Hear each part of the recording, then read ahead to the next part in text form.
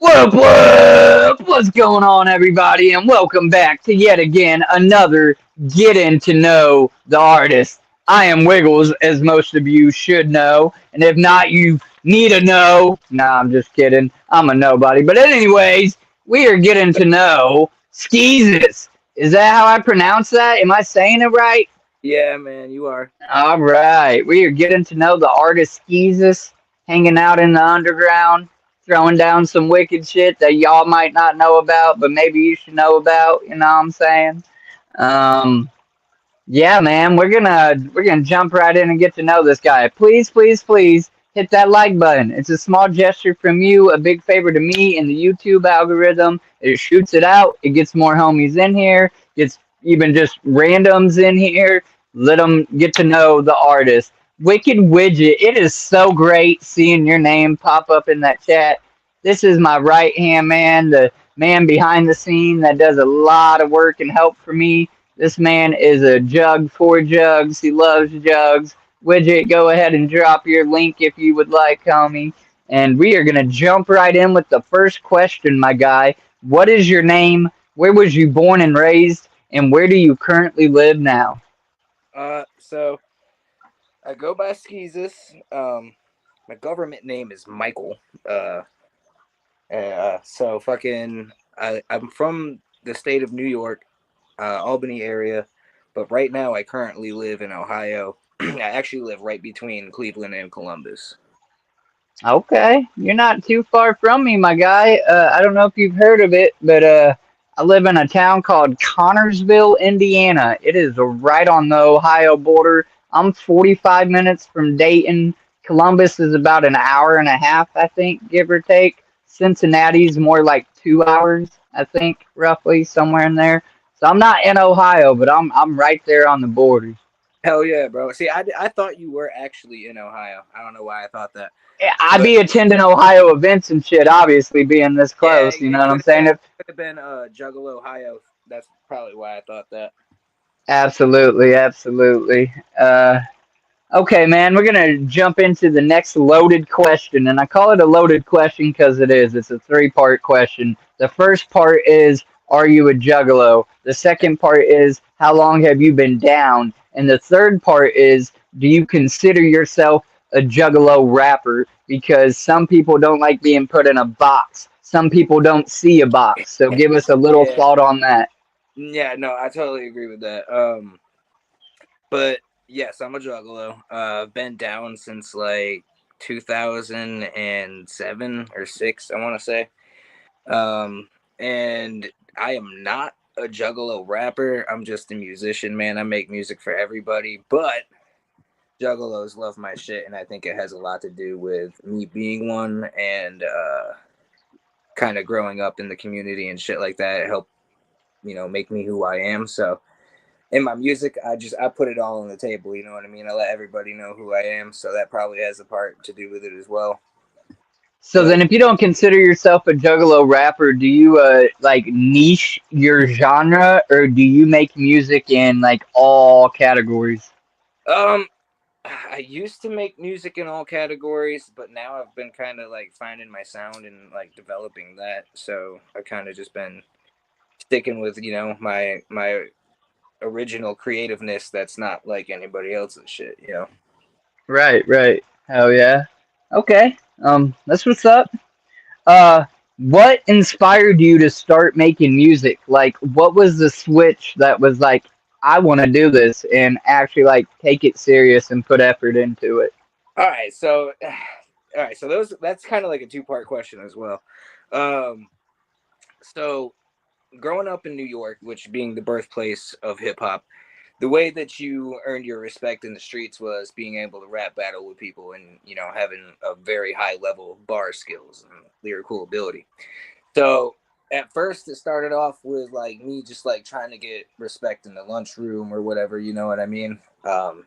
And trying to get people's attention and shit like that. And you know, I used to be an outcast, bro. I was broke. I ain't have no fucking money. I came up on Section 8 and shit like that. So like I constantly wanted to be known for something, whether it be a talent or something, because all these other kids were known for like their parents' bank accounts and shit like that. So I'm like, what the fuck do I have to offer? So I just, I threw what I had on the table, and that was it. You know what I mean? And people did respect me for it because they were like, damn, these are some fucking crazy bars that I've never heard of before. You know what I mean? And yeah, I worked in my favor. Okay. And then, okay, so like to the second part of the question, when did I start taking it seriously? Because back then I didn't take it seriously, man. And then even in the beginning of my career, when I had a glimpse of taking it seriously, I kind of didn't. You know what I mean?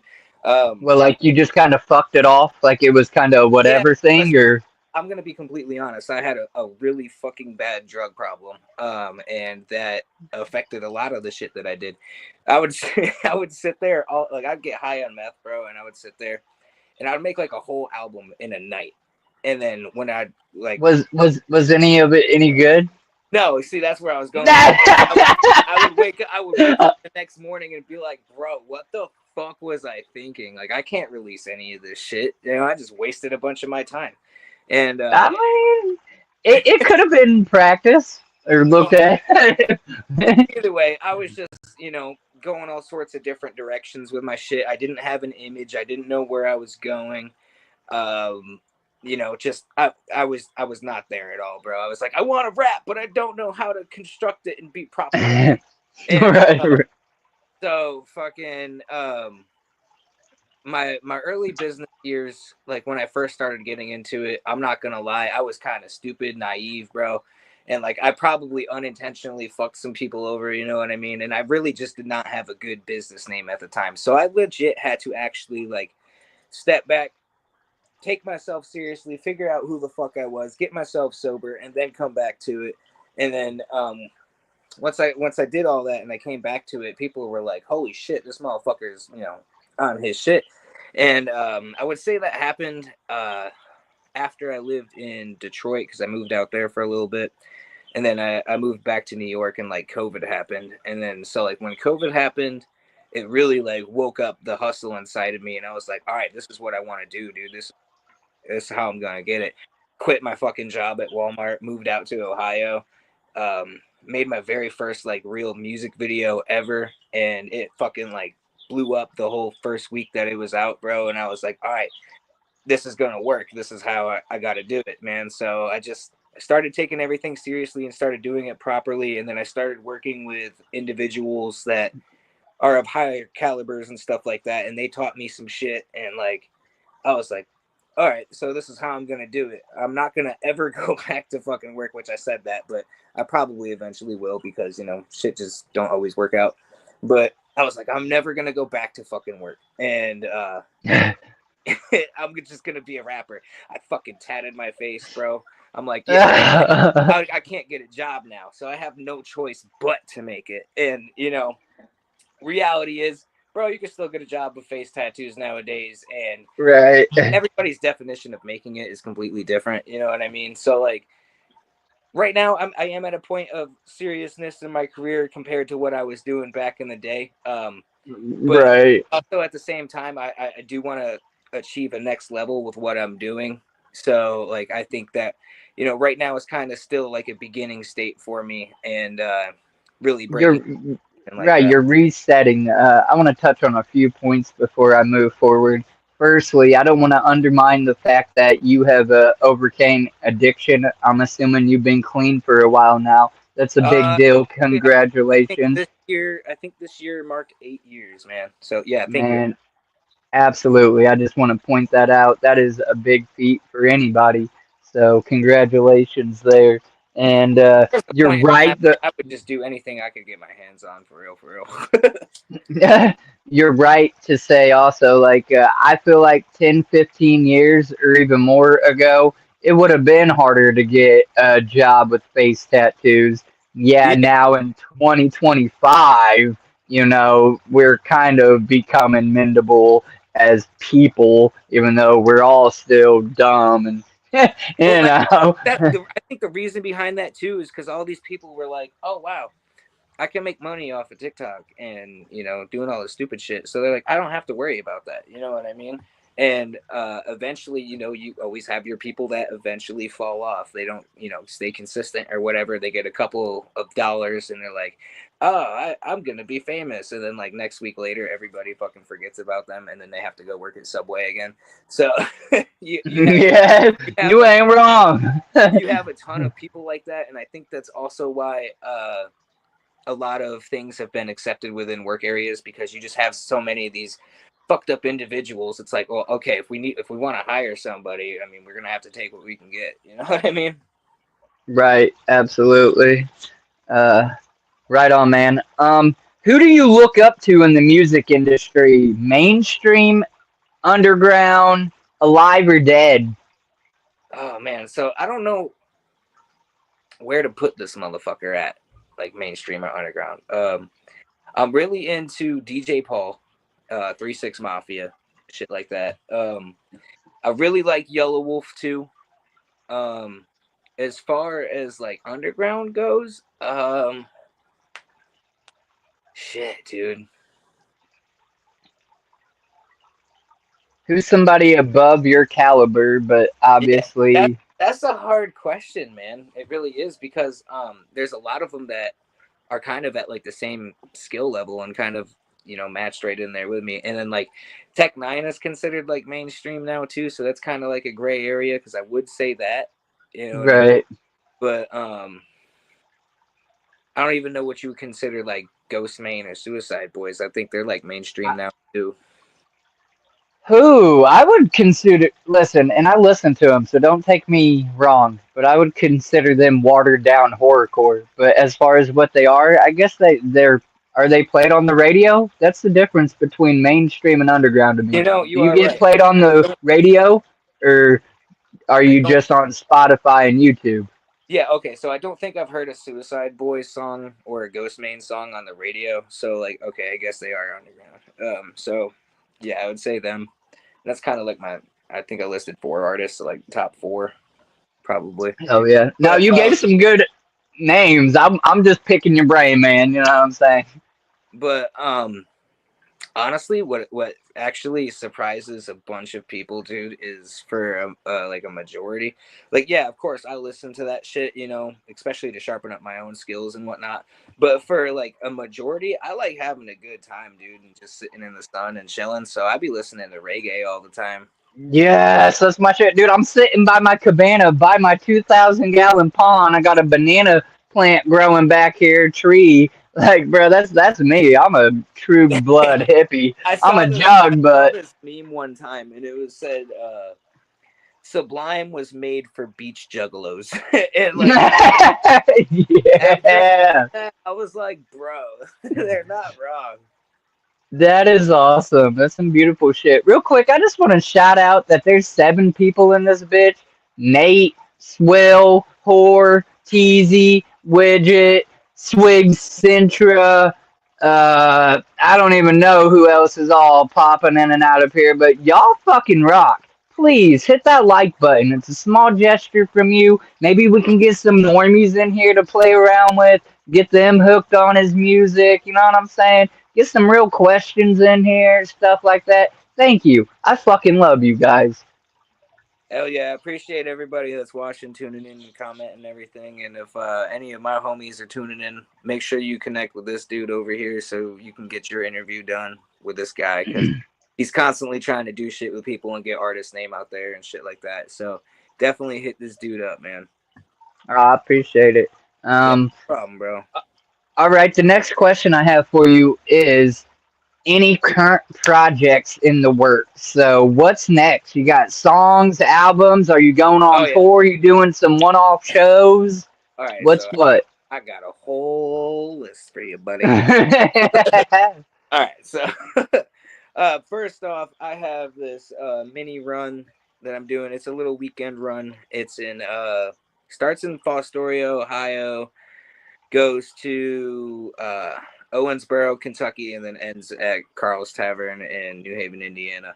Um, and then after that, my album, or not my album, I'm sorry, my mixtape drops, the Young Skeezy mixtape, which I'm super excited for, because that's like a super experimental mixtape that I've been doing. And I really don't know how the fans are gonna feel about it, but I feel like they are gonna fuck with it. So I'm really excited to see how that goes. And then, of course, like I said, I have my original sound that I have built, and I have a full length album coming out.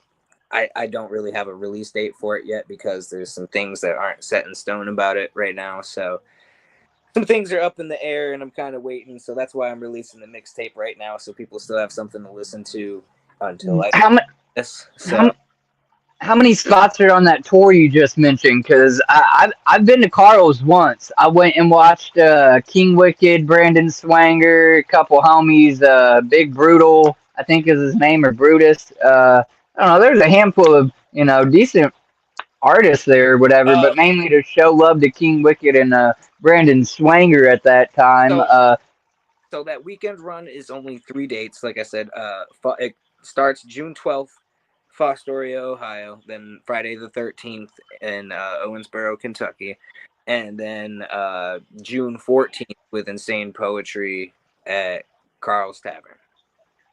Are any of those on a weekend? Yeah, it's the only one that's not is actually the first date, which is Thursday, but the other 2 dates are a Friday and a Saturday. So it sounds like then Carl's would be a Saturday, which could work out. I might be able to come swing through that, man. You said Hey, that's when, bro. June 14th? Yeah, bro. If you pull up, bring the camera, bring a microphone, bro. Let's get interviews from all the artists Yeah. there, bro. Come on, Hit it with a whoop whoop whoop. whoop. Yeah, hell yeah, that's nice.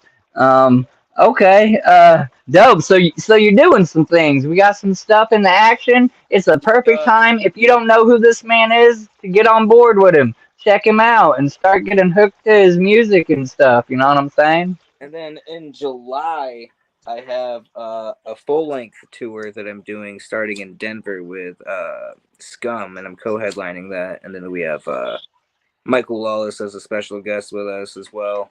That's my homie, bro. I fucking love Michael Lawless. I don't care what anybody says, bro. A lot of people talk shit about him and whatnot, but like for real, at the end of the day, I promise I will throw hands for that motherfucker.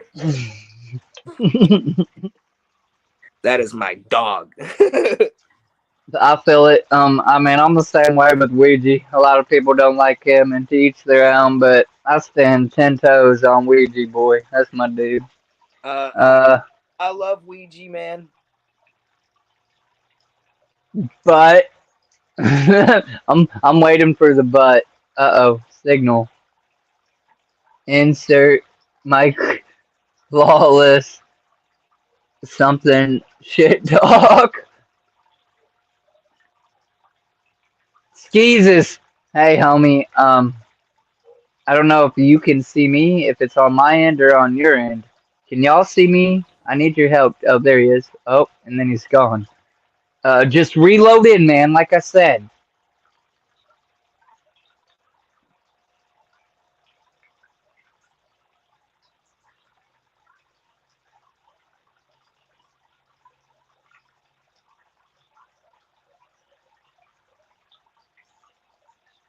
Ouija blocked him. See what happens. Yo. All right, so it's anyway, yeah, dude, I got mad love for Ouija, and I was working with Cody Manson, and so like I had to like make it known to people like, yo, don't fucking involve me in that shit, blah blah blah blah blah. But I actually don't even fucking talk to Cody no more. So he. Not to get into too much detail, he burnt that bridge with me, dude, and I was really trying to help that dude a lot, and yeah, he just. Like I said, I'm not going to get into it. Put business water under the bridge, bro. Psh, right but past yeah, it. he burnt that bridge with me, and so I'm definitely on the Ouija side. Yeah, that's cool.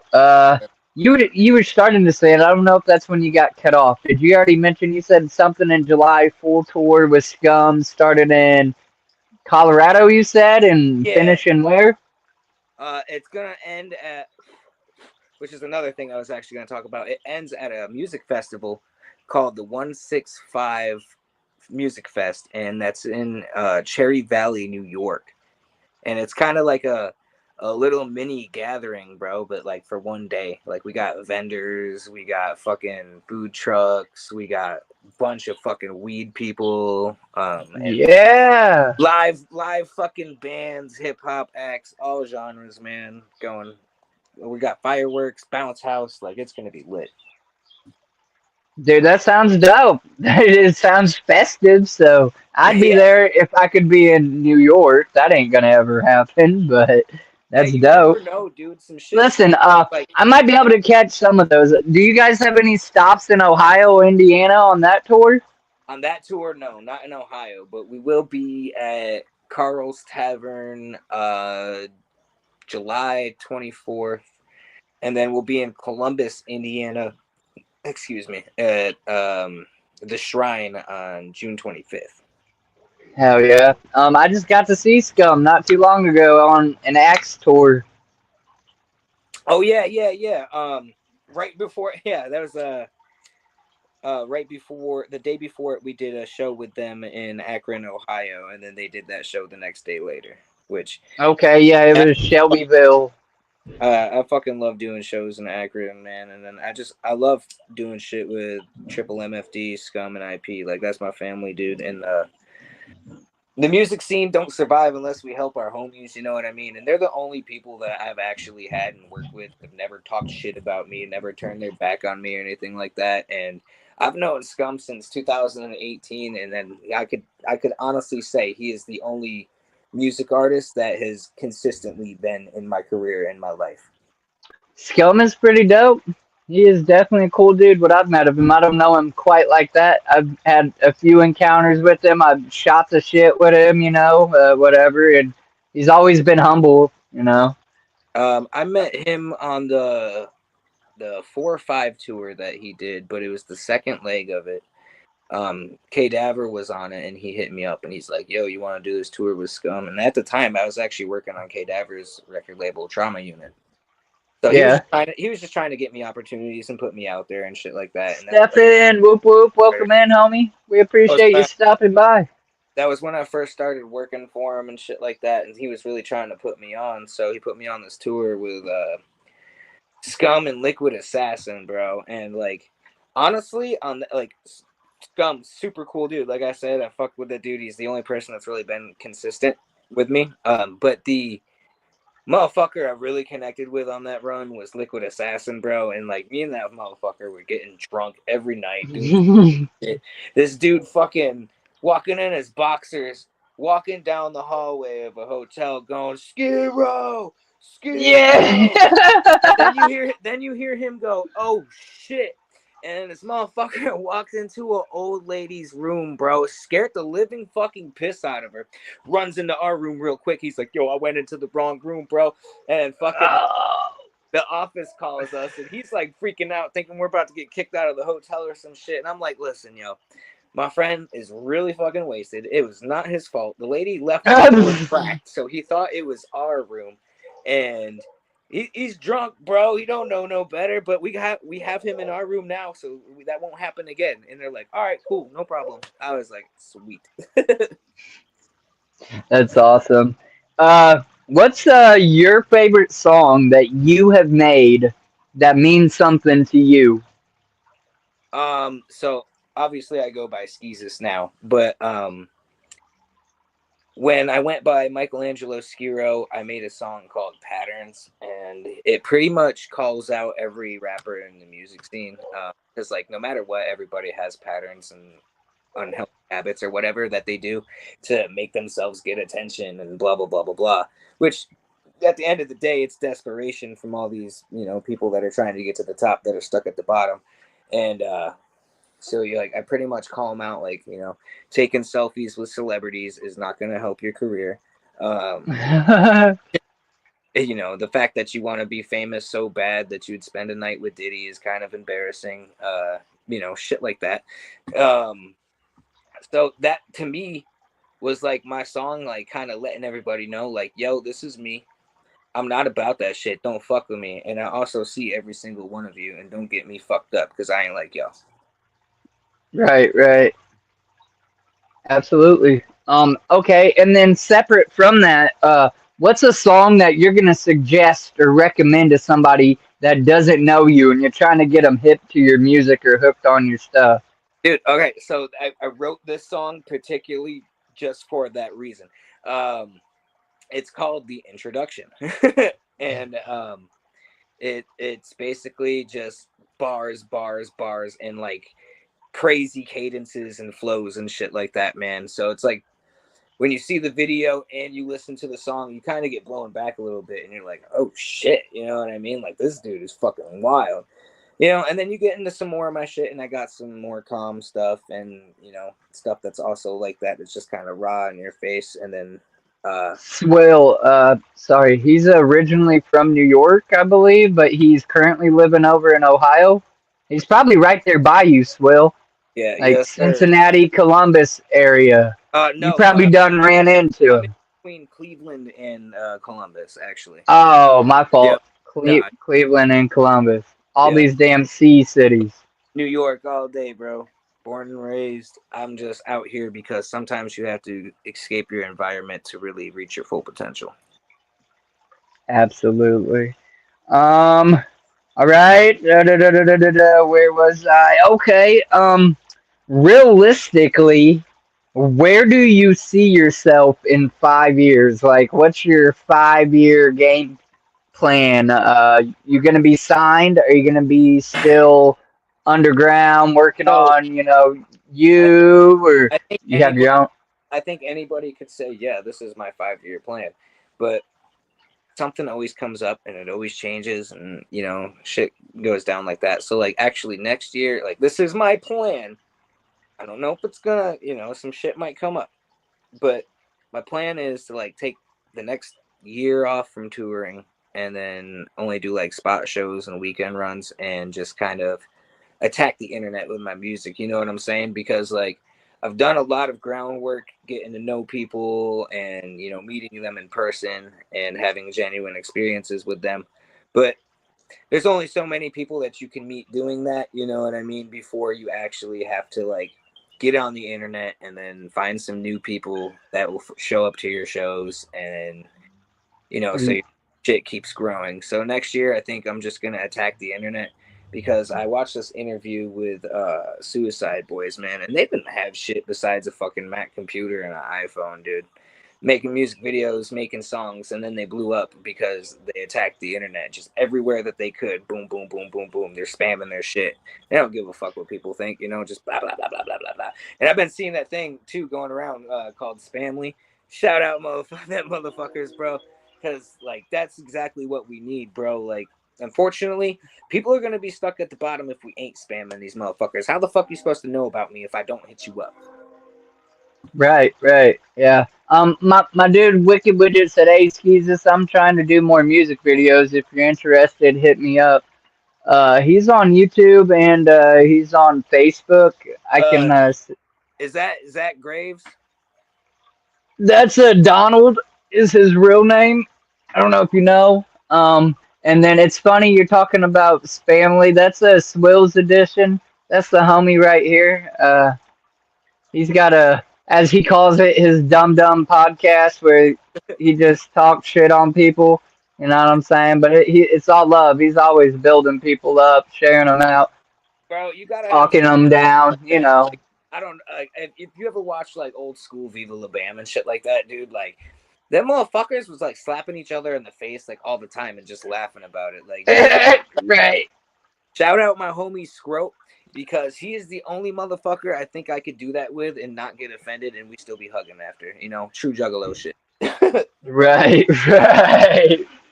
Um. All right. So then, but like, do you think you'd be on a label? Do you want to be on a label in 5 years? Will you have your own label?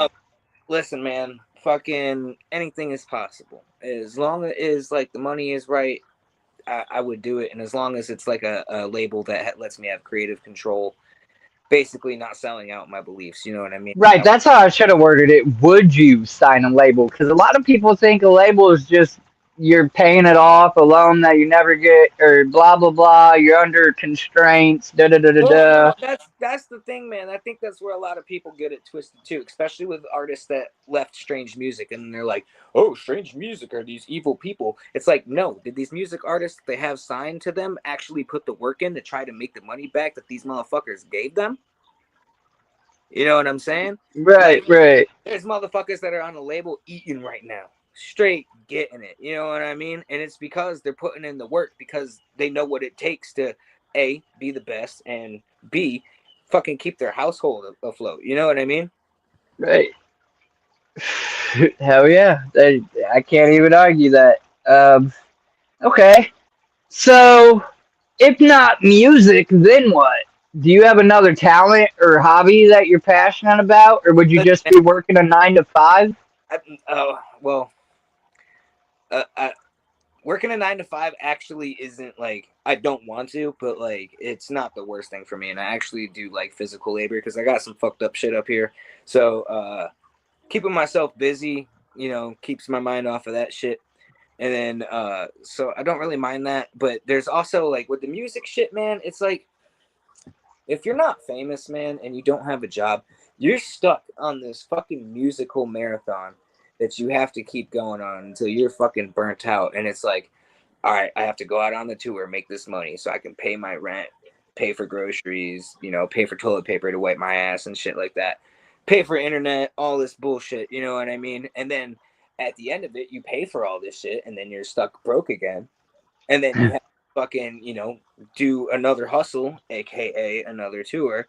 So you Right.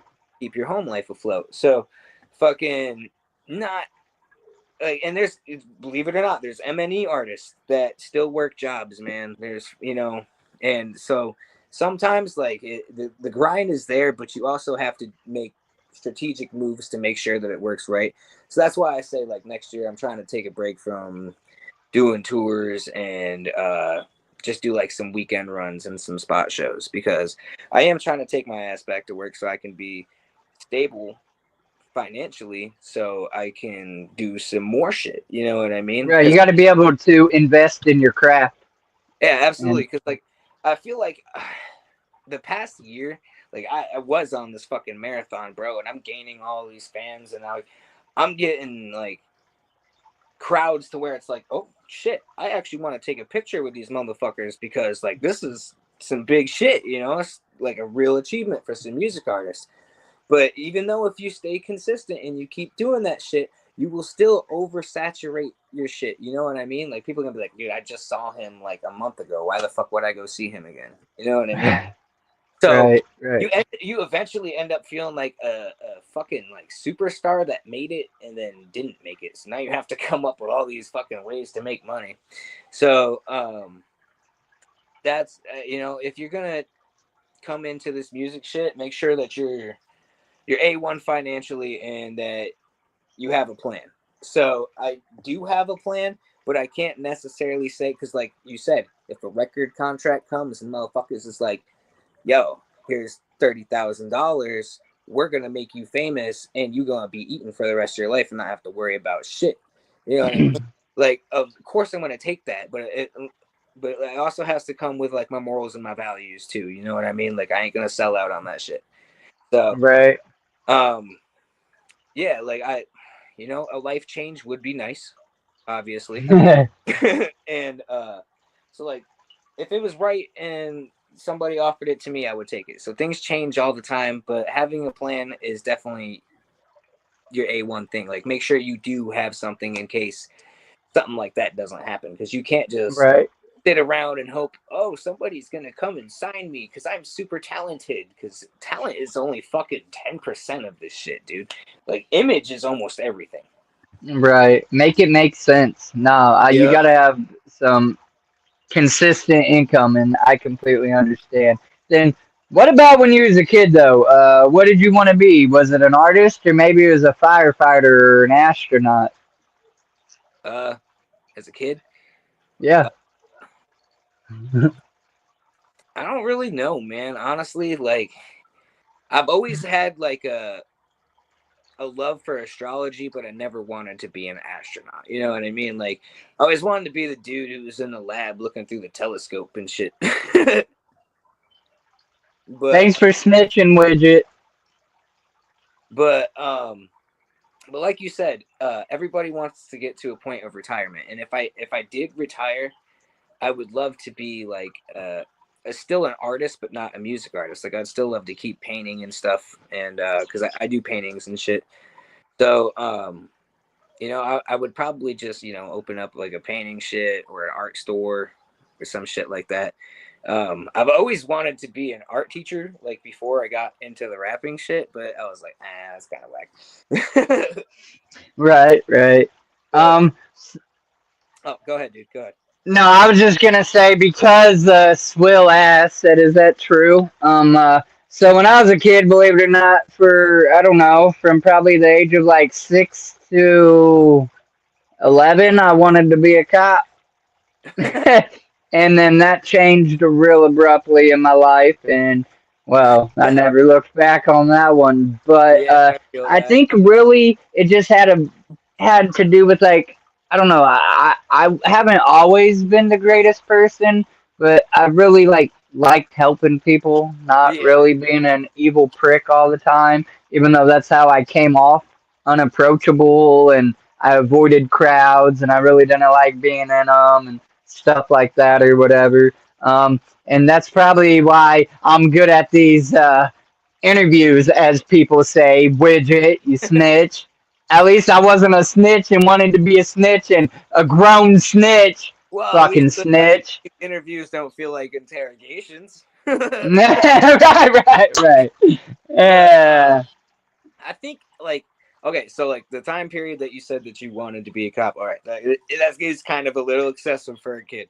But I think that every kid at one moment either wants to be a fireman or a cop. It's just like these little phases as a kid that you go through, because like you see these people and you're like, oh wow, they're so cool. And Right, as you get right. older, you're like, oh my god, these are the people that want to put me in jail.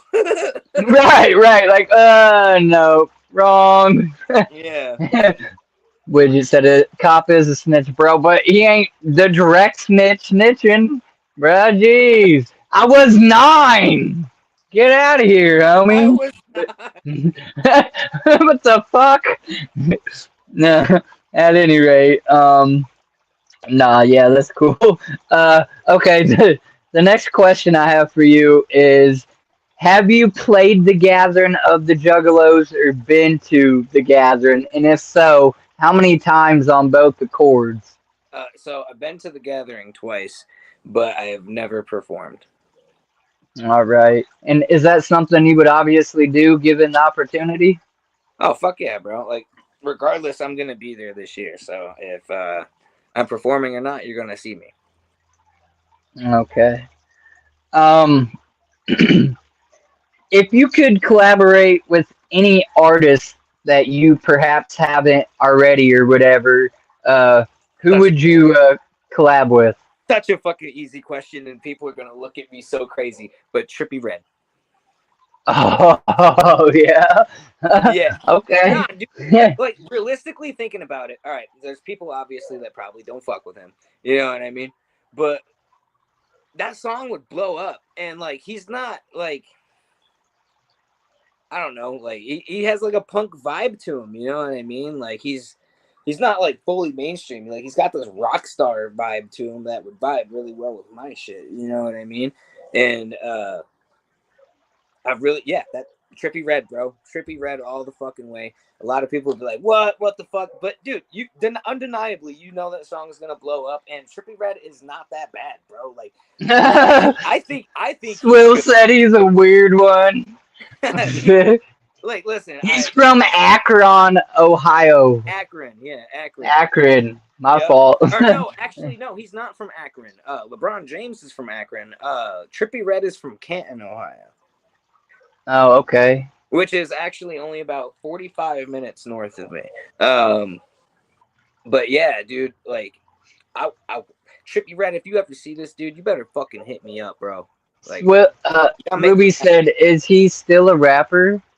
Trippy Red, hell yeah, bro. He's dropping shit all the fucking time. Like, I don't know, like he did that one shit with MGK, which there was a couple of songs that I vibed with on it, but it was like some really emo shit. So I was like, eh. But he's got some songs, dude, where like that one where he's like, "You gon' die, you gon' die." Like, you gonna tell me that that wouldn't fucking do well with the Juggalo community? Get the fuck out of here. Maybe Xana's better. Oh shit.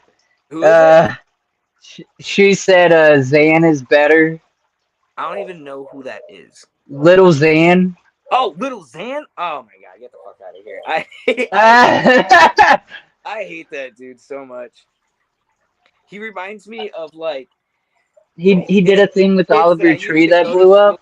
He reminds me of these kids that I used to go to school with all the time, and I'd constantly get in fights with because they think they're tough motherfuckers and always have something to prove. And I'd always end up whooping their ass, but they'd always come back for ass whooping. Bro, resilient. Who would you say is the most famous person you ever met? Oh shit. Rex Simon. Rex Who's Simon. that? And, all right, so Rex Simon is the dude from a scary movie that kind of did like the spoof of Eminem where he's like, "I be rapping, I be capping, I be tapping, I be slapping." You know what I'm saying? Okay, yeah. So I met him at Astronomicon. I think it was the third one. This dude is fucking plastered out of his mind. And I'm like, dude, can I take a picture with you? And he's like, fuck yeah, bro, let's go. And so like I go to take the picture with him, and I'm not gonna lie, like I don't get starstruck, and another thing is I try to give people their space and shit like that. So like I'm off to a little bit of distance trying to take this picture with him, and he's like, "What the fuck are you doing, bro? Get the fuck over here!" And so he pulls me in really close for this picture. We take this picture, and he's like, "What are you doing, man?" I'm like, "I'm at a festival, bro. I'm chilling, getting fucked up. What are you doing?" He's like, "I'm at a festival, bro. I'm chilling. I'm getting fucked up." Yeah, I was like, "All right, well, you trying to do this shit together?" And he brought me up to the side of the stage for his performance. And this dude is fucking jumping off of the speakers, climbing on top of them, hanging off of them, drunk as fuck. It was like the wildest performance I have ever actually seen with my own two eyes. And I'm like, dude, this guy, I know how shit-faced he is. I've been partying with him. Like, he's going to fall. Resilient as fuck, dude. And like, I don't know. The dude was like Steve-O, man. Like, he just was on, as fucked up as he was on point with his shit, dude. That's amazing. Yeah. That's a new one, bro. Thanks for that answer. Yeah, no problem. Also at the same place at Astronomicon, I also met the dude who plays Art the Clown, but he was actually dressed as Art the Clown when I met him. So it was super cool because he was like still in character, but he was like being super cool about it. I'm like, "Hey, do you mind if I take a picture with you?" And then one dude's like $25, blah blah blah, and then he just like snuck over and was like, "Pull out your," like, he didn't say nothing, but he was like, "Pull out your phone," you know, and so a picture with me while and his security was in the picture, pissed as fuck, mean mugging. He's smiling. That's awesome. Yeah, That's some humble shit right there, boy. yeah. Actually, one of the like coolest things with a celebrity I would say that happened, and because like to this day he is still like one of my favorite people.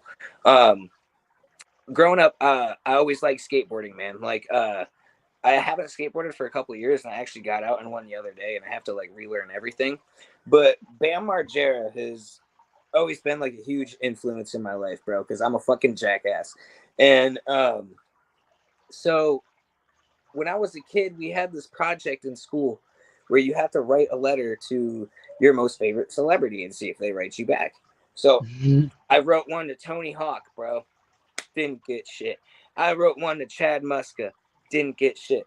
I wrote one to fucking Bam Margera. He actually sends me something back. And I'm like, holy shit. This dude fucking actually sent me something. So I sent him another letter. And because like the first thing that he sent me was like pictures of him skating and some stickers and shit like that. And then fucking, so I sent him another letter, and I was like, dude, I really appreciate that. You're the only person that actually reached out to me and, you know, replied. And so he sent me another package, in this package had even more stickers, a t-shirt, and a big ass fucking photo of Bam that was actually signed to me. And he's like, thank you for believing in me, blah, blah, blah, blah, blah, all this other shit. But I'm like, dude, out of all these people that I hit up, Bam Margera was the only one that was humble enough to actually reach back out to his fans and show his appreciation for our appreciation to him. You know, it was. Teasy said Bam's a jug. Is he? I don't know, honestly. But that Mm. dude is like really fucking dope ass person and really kind of made my childhood dope with that shit. So like, Bam, Dude, if you ever yeah, watch I this, couldn't even if you ever watch this, imagine, especially fucking as a love you, kid. bro. Yeah, no shit. Whoop whoop to you. Whoop, whoop. I met Polly Shore. That's my actor that I met, Bro, and I would then love to meet that dude. I've like, all right, so I'm not as rowdy and rambunctious as I used to be, but in my early 20s, dude, I've always wanted to meet that dude and do so many drugs with him. yeah, he was doing a stand-up comedy set in the city that I lived in, and we caught it on some tickets and whatnot. So that was pretty cool. And then I've met ICP and Ouija Mac.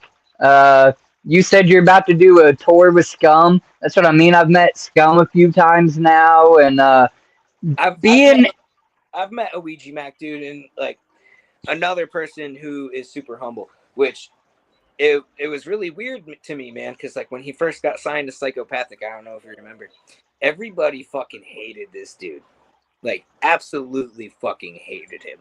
And I actually didn't mind him. I was like, because I've known him since he was with Swagtooth and shit like that, and I know that he has songs with Suicide Boys and shit like that. So like, I knew about him way before all the psychopathic shit, and I've always like kind of fucked with Luigi. I mean, like from a distance, you know what I mean? Like I'm not super hardcore into it like listen, most people it's are now, but right. but he got signed to Psychopathic, and everybody was fucking hating on this dude Hard, hard. hard. And if they just shut the fuck up and go listen to some Swag Tooth days, bro, Ouija went hard. Like Bro, before he even was signed or became no, he's always been a juggalo. Let me put that out there. Ouija has always been a jug. Fuck what somebody says. But before he was signed or gave him that notoriety, like he was hard. He was doing his thing with Swag Tooth and shit. So I don't. honestly, That's what. I got sidetracked. I don't even remember what the initial question was with that. Oh, yeah. Okay. So yeah, I met him, right? And this was like a little bit after he got signed by Psychopathic and he was starting to win people over a little bit. And the way that he won me over is I went to this ICP show at Northern Lights, which it doesn't exist anymore, but it's in upstate New York in the Albany area. And everybody's booing this motherfucker, bro. Straight booing him. And he's on stage like nothing but love, y'all. Nothing but love. As everybody is booing him, he's just trying to fucking give them all love. And like, I'm like, respect, bro. Because like, I don't, I feel like that would be hard. I feel like most people would just be like, oh, all right, fuck you. And he's just like on stage, like, all love, all love. And I was like, you know what, bro? I fuck with you heavy now. And Jay Villain, you know who Jay Villain is? Uh huh. All right, so Jay Villain, when he got married, he actually invited Ouija Mac out to perform his wedding. And then he also invited me out. And the only two people that performed that night was me and Ouija Mac. So I actually got stuck in the green room with him and actually got to fucking chill with him and get to know him. So that was super cool. And then like a lot of people were talking shit about him at that time because he had left Swagtooth and shit like that, and calling him a traitor and all this other shit. So like, I overheard him talking about it and shit like that, and I was just like, bro, don't even worry about that, bro, because like, in order for people to get attention, they have to talk about you, and like, at the same time, everybody grows, and you know, sometimes you have to cut people off to get to your full potential, man. And a lot of people don't understand that. Like, I've had to cut a lot of people out of my circle so I could get to where I am, you know what I mean? And it's because of their toxic behaviors were holding me back, why I couldn't get to that point. So I understood where Ouija was at, and I was just, all I was doing was letting him know, like, bro, you don't have to feel bad for that shit. You don't have to explain shit to nobody, bro. Like, just fucking do you. And he really respected that, bro. And like, we haven't talked at all since then. But I rolled him up a Fat J. We smoked that shit, and fucking, it was time for me to perform. So I went up on the stage, and that was that. Nah, dude, that's dope. I got him on speed dial. You know what I'm saying? I just call him up, Ouija. What up, dude? It's Wiggles. Nah, I'm just kidding. It damn sure ain't like that. Bro. He put me on a song out of the goodness of his balls, and I'll forever be grateful. Yeah. But and real quick, Ouija said, "What's your favorite Swag Tooth album?" I can't pick the one with the what's that one with 100 blades on it. That song is like solid as fuck. I'm not saying I liked all of his shit and listened to every single thing, but like the one, oh, excuse me, the one that had Alice Cooper lettuce on it, bro. That was like my shit. He's like, "School's out." Like, I was like, okay, I see you, bro. he's pretty cool, but he gets fucked up. I don't what Wiggs is tripping. What am I tripping on? But yeah. All right. Man, that just went on a tangent. What is your favorite So color? I don't know what the comment said, but I'm gonna assume what it was about. Personal life, you have to separate from the artist, man. Like, that's just the thing. If you truly want to enjoy music, you have to separate the artist from the projects that they make, because there's always going to be somebody out there that does some fucked up shit that people don't like. You know what I mean? Like, don't get me wrong. Like, if you like the Diddy situation, everybody should have stopped listening to him. But like people like Chris Brown, who beat Rihanna, you know what I mean? Like, people are still listening to him. You know, nobody stopped. And so I think that's just because a lot of the people who actually listen to him, who were like enjoy his music, were able to separate his actions from the shit that he creates. You know what I mean? Because like, you can still enjoy somebody's art even though that they're a fucking piece of shit. You know what I mean? So like, Right. so Sadly, and so like, but I don't listen to him. I don't know. I think I even kind of really stopped listening to him. The last Chris Brown song I really dug was that what is it? Yellow I wish Model that he's Chick.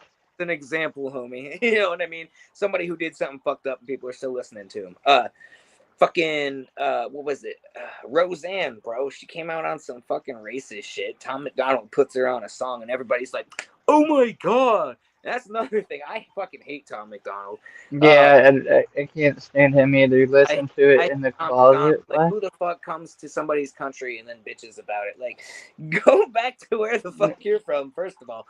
And then second of all, I do believe that he's like super racist, but then he's got a song like "If I Were Black" and I'm not. Well, no, I think Joyno did "I'm Not Racist," but either way, He done a song with Dax, which is, you know what I'm saying, black. I right. don't know if that's Always more a cover up or. he's always tried to be like, "I'm not racist, I'm not racist," and then he goes and gets Roseanne on a fucking track. Like, yeah, that looks really good for your "I'm not racist" shit. And she's, I don't know, I get what you're saying, but I don't think that's what he meant. Ruby's like, oh, so support abusers. No, I don't think that's what he's saying is to No, support him. no, He's that's just saying that people clearly, regardless of the public knowledge of what happened, people still are listening. yeah, and Or no matter what, people are going to. So it's like, if you really actually enjoy something, you're gonna sit there and just cry about it, like, "Oh, he did this, da da da da da. I'm not gonna listen to him no more." I Like, think well, on that case, then it just depends on your moral compass. Me, I right, probably wouldn't support it for that reason and or another reason because do I need that music that much in my life? No, I have plenty of other music. Dude, I've cut right. off artists for that Well, very reason. Like I don't be listening to fucking what's his dumbass, and I was hoping that he was gonna work out and didn't turn into a dumb shit. What's his name? He was gonna play the Gathering last year, but then real quickly got booed away, and then he started talking shit about ICP and oh, juggalos and fucking, what's his nuts? being the king of horrorcore, Schizophrenic. even though Schizophrenic. yeah, that dumb shit. But you know what I'm saying? That was that quick. And now anytime if any of his songs come up, personally I choose to make sure that my phone blocks it or skips it or whatever because I'm I not gonna give him no. You know what I'm saying? I He'll personally get the I views from other personally people. never liked skits. It had nothing to do with him dissing the community or anything like that after what happened. Because also at the same time, I felt like he was a little bitch for that. Like, dude, I would have fucking let people throw shit at me, took the money that they were gonna pay me, and dipped off and been like, ha ha ha ha ha, and left to the bank. You know what I'm saying? But Right. but like, I've never fucked with that dude. In my early career, I used to work at Taco Bell, man. I was rolling blunts and rolling burritos. You know what I'm saying? But fucking this one worker that I worked with, she was absolutely in fucking love and awe over Skits Craven. And so she put him on one time, and I'm listening to it, and I hear, and I'm like, who the fuck is this? And she's like, Skits Craven. And I'm like, you actually like this? She's like, I love it. I love this man. He's so sexy. And I'm like, oh my fucking God. What? I mean, of all things, like, Right. listen, I fucked with some of his songs hard. I was giving him plays daily. When I first found out, I did not know who he was until the Gathering announced him type beat. He's all like, I didn't need bullshit, bro, because I Bro, sure as fuck didn't know who you I know were. a big majority of Juggalos are his fans too, because like, um, my homie went on tour with him, and he told me it's basically our crowd. You know what I mean? And fucking, he actually ended up getting kicked off of that tour halfway through because the fans were fucking with him more than they were fucking with Skits, bro. Ah, that's funny. Hey man, I need to take just a real quick intermission, like literally less than 2 minutes. I just need to step out of camera view and take care of my business, and you know what I'm saying. We'll get back in and finish this up. Oh yeah, sounds good, man. I'm gonna take some dabs. Yep.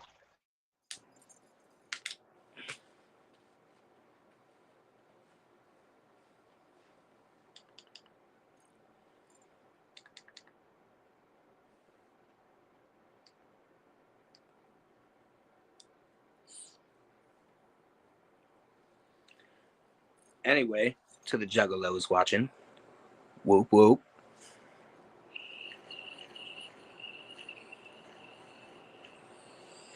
So as I was saying earlier, like, I am a Juggalo. Been in the community for a long time, and I love the community. Fucking y'all are my peoples, bro. And like, when I do shows, a good 90% of the crowd are Juggalos. But I am not a Juggalo rapper. So please don't like categorize me with that, because in none of my songs will you hear me like, oh, Fago, Fago, Fago, whoop, whoop, and all that shit. Because I believe in representing myself as a person and trying to get my own genuine fan base. Because, like, getting a hand me down fan base is, like, not exactly what I'm looking for. And, like, kudos to the people that have done it and actually used it to their advantage. But, I just want people to fuck with me genuinely because I am me, not because of the shit that I'm associated with. You know what I mean? So, whoop, whoop. I am a juggalo, but I am not a juggalo rapper. Right. What's up? Okay, I'm back. What's your favorite color? My favorite color, Yep. honestly, I like orange a lot. But it changes, dude. I don't know why. I don't know if it's like because I'm bipolar or some shit, but like, I don't know. Like, I love red and I love orange. Like the colors I really love the most are like fire colors, like red, yellow, and orange. Right. When I was younger, I liked blue a lot, and then as I got older, I like red. So I like orange, like burnt orange. Your hat looks pretty cool in the black light, like that fluorescent orange is kind Yeah, of dope. that hillbilly fucking construction orange. Right, right. What's your favorite domesticated animal and wild type animal? uh, Domesticated. I fuck with dogs, bro. Um, Specifically German shepherds because they're just so smart. But surprisingly, I have a German shepherd and she's dumb as fuck. I don't know if it's because she's a female dog, but like, fucking, I don't know. She's just got problems, man. And like, I've had a male German Shepherd before, and he was so bright, dude, so smart and shit. Like, hand commandments. I didn't even have to say shit, bro.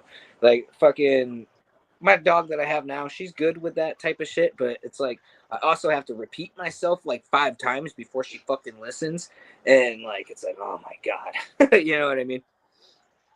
Right, right. So I'm with you on dogs. Pit bulls more specifically, even though we got a husky wolf mix dog too. Bro, I like, they're just really hyper. Like yeah, they are really good dogs. They're just really fucking hyper. right, right. And then, did you say a wild type animal? No, not yet. Okay. For a Which wild animal, um, I don't know. I don't want to sound like cliche because I really do like fucking tigers and lions and shit, but I feel like that's kind of like what everybody says nowadays. You know what I mean? But I really do. I do fuck with lions and tigers, man. do you have a specific type? Like me, I like white tigers because they're not supposed to exist. They will lure you in and they will kill you. I No do like ifs, ands, or buts, I do like bro. I do like white tigers more than regular. Um, I, don't know, I feel like that has a lot to do with Asian culture as well too.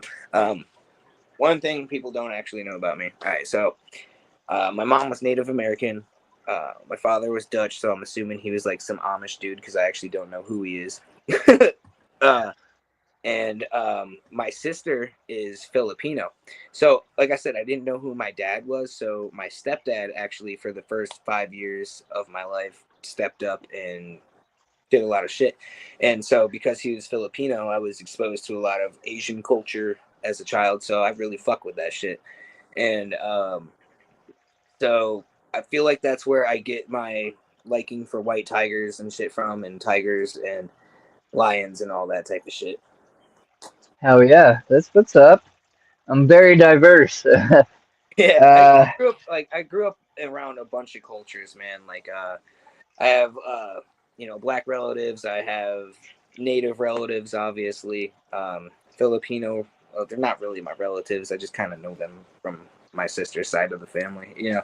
But I mean, you but probably were I around them grew up enough. around them because of her dad and stuff like that, which her dad actually turned out to be a fucking piece of shit. He moved out to California, out to Hollywood, brought my sister with him, met this woman. This woman convinced him that my sister was not his daughter. And then he shipped her back to us, back to the ghetto.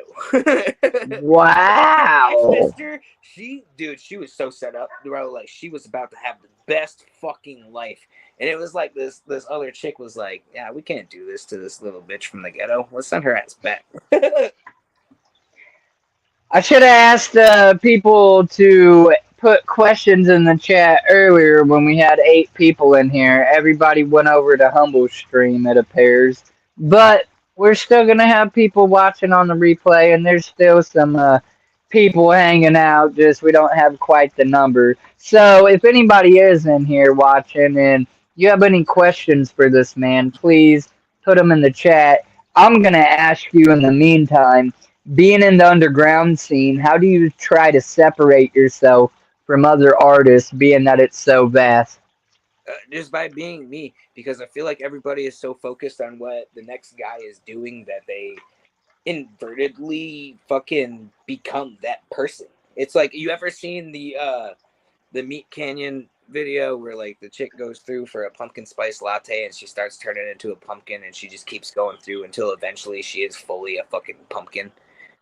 Right. So I that's like what it is with people, bro. Like they see their favorite rapper, which is the pumpkin spice latte, and then they just start drinking the latte so much that they become this motherfucker, and they are, they're not themselves, they're somebody else. Like there's this new rapper that just came out, I can't remember his name, but everybody's like, oh, he sounds like Juice World and blah blah blah blah blah, and he's gotten a lot of attention from it, but like at the same time it's like, I'm not gonna listen to somebody who sounds like Juice World. I'd rather just go fucking listen to Juice World.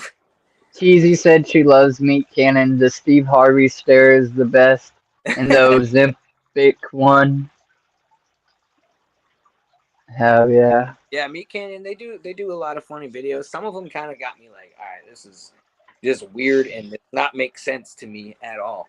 But okay, and then they got some Right. like So like this next question, man, actually makes more sense for you than most artists that I interview because of what you just told us about the diversity in your parents' ethnicity and who you grew up around and whatnot. So, my next question for you is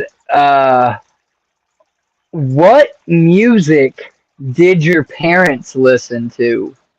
so with uh my sister's father, the Filipino guy, he only listened to Filipino music, so I didn't even understand what the fuck I was listening to. So I was like, all right, whatever. but Right, you were hearing just the melodies and whatnot. right, but I actually do have like another father figure that I do consider my dad because he's been around since this guy wasn't, and he kind of stuck around like to this day. So he was actually a badass biker dude, and he listened to a lot of classical rock and roll and shit like that. And my mom, she loved fucking Pat Benatar, dude. Fucking, she was obsessed with Pat Benatar. Excuse me. She loved Journey. Journey was like another one of her favorite bands, along with the Steve Miller band. She was absolutely fucking in love with Steven Tyler from Aerosmith because she went to his concert one day, and That dude had some pipes.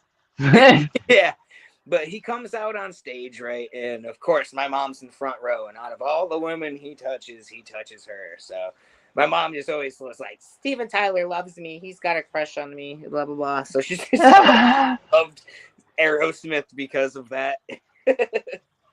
Hell Yeah, yeah. so I think for like both of my, I would say, parent influences, it's been a lot of classic rock, man. And then my mom, she listened to a little bit of hip hop, not a lot, because like I said, she was really into that classic rock. But when hip hop came out, like she was really into Run DMC. She liked them. Yeah. That She she liked dirty, dirty hip hop. she liked like the fucking Beastie Boys. And just kind of shit like that. You know what I mean? That boom boom boom boom shit. You know? Buddy, you're a young man, huh? Yeah. No, So like so I but you know, growing up listening to that shit, like it, I wouldn't say it necessarily influenced like my music. Like I always listen to my own shit, and my mom would fucking take my CDs and snap them half of the time because these rappers are fucking talking about vulgar shit. Like I'll never forget the one time, dude. I'm probably like 6, 7 years old, and I'm in my room, and I used to get burnt CDs given to me all the time, bro. And so I had this one, and it had that one song on there, bro. My neck, my back. my back, leg my puss, and my crutch. So my You mom heard might that. roll dubs, you might sell G's, but fuck that. Get on your knees. Yeah, That's my that. mom heard that shit. Me and my sister were listening to that shit, and my mom came in, took that shit, and went. Bro, that's that pool hall music. That's what I call it. We'd play that on a jukebox type beat, playing pool at the pool hall. Crazy though is like, so fast forward a couple years, my sister starts dating this dude who likes to paint his face a lot. So I'm like, all right, what's up with this guy, right? And my sister brings me this CD, and it's a fucking the Great Malenko CD. And I pop this shit in, bro, and this shit is so fucking absolutely vulgar, and I'm just loving it. I'm like, who the fuck are these people? And my sister's like, ICP, I'm a juggalette now. I started dating a juggalo, blah, blah, blah, blah, blah. And then right then from that moment, I was like, I'm a juggalo too. Yeah, I just knew. And fucking, so I was like, can you get me more of these people's CDs? So she's like, yeah, dude. At one point, she got me the whole fucking collection, bro. All the Joker's cards and the Calm and the Tempest, right? And So she gives me all these CDs, and I'm listening to them on fucking repeat in my room, just jamming. My mom snaps our CD, my neck, my back, lick my pussy, and my crack in our faces. But all these ICP CDs, she comes and, I like this. This is pretty cool. No. Another group that she was into, because it was back in the day, was NWA. And if you listen to early ICP, man, they were definitely very influenced by Ice Cube and NWA and the whole. Well, hell yeah, they they've done songs with like 3 6 Mafia, and like And it's. I think a lot of the reason why that ICP really gravitated to NWA. Now, don't quote me on this because it's probably not true, or it could be true. But in my head, I have it that when NWA was on tour and they started that riot in Detroit at their concert, that Shaggy and Jay were there when that fucking happened. So don't quote me on that. Do not quote me on that, because it could not be true. But I think that is exactly what happened, and they were like, we're gonna do what the fuck they're doing, bro. Hey, that's a good idea or thought. I'm not gonna disqualify it as a possibility or whatever. Yeah.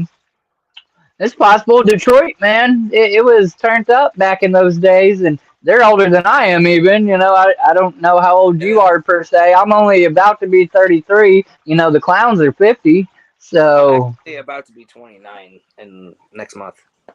Oh, okay. Actually, So, shit, in a couple of weeks, bro. I don't really care. a couple of weeks. Wait a minute. Is it in May or is it June? It's in June. It's like right at the very beginning of June. Another thing, me and my sister, dude, like we're so connected, bro. And I think there's a reason for it. So, my sister's birthday is 6 days before mine. We were born 6 days, 6 hours and 6 minutes apart. Whoa. Yeah. But that's crazy. I don't necessarily really believe in religion, because I think it's just like a way for people to be controlled and put in fear and shit like that. But yeah, it is definitely a fucking coincidence. That's crazy. So she has a May birthday?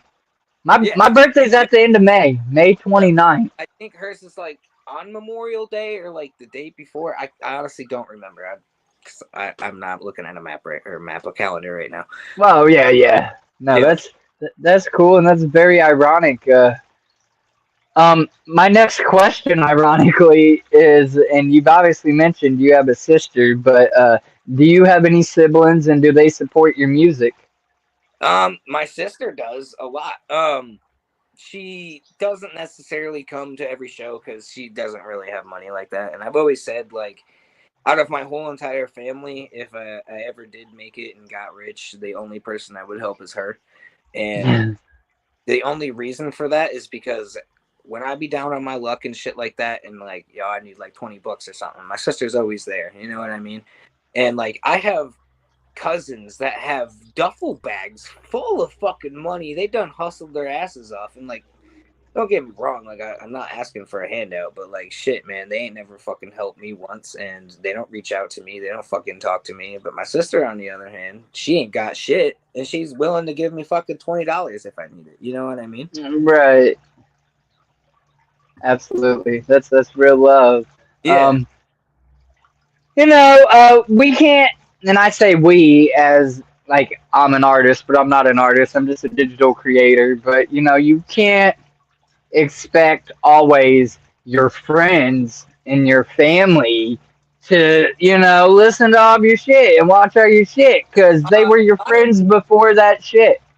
But at the same time, you know what I'm saying? It's cool if your friends or family respect what you're doing and they just show a natural support or whatever. So that's the only reason I asked that question, and it lets us know how many siblings you may or may not have.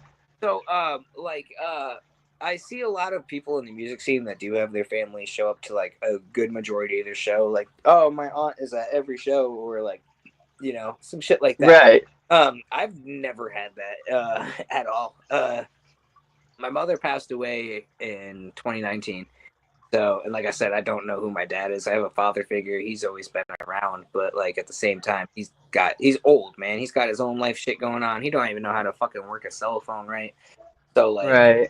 I can't really expect him to see all of my shows. But like every time I'm in the area where my sister lives, she shows up, and she's always like, she's even felt uncomfortable in situations with people that she knows that she does not like in the music venue that are also there to see me. But Right. you No, know what I mean? that's But some real love and but she support. will Shit. she will tuck her pride away, and she will come out there to see me and shit like that.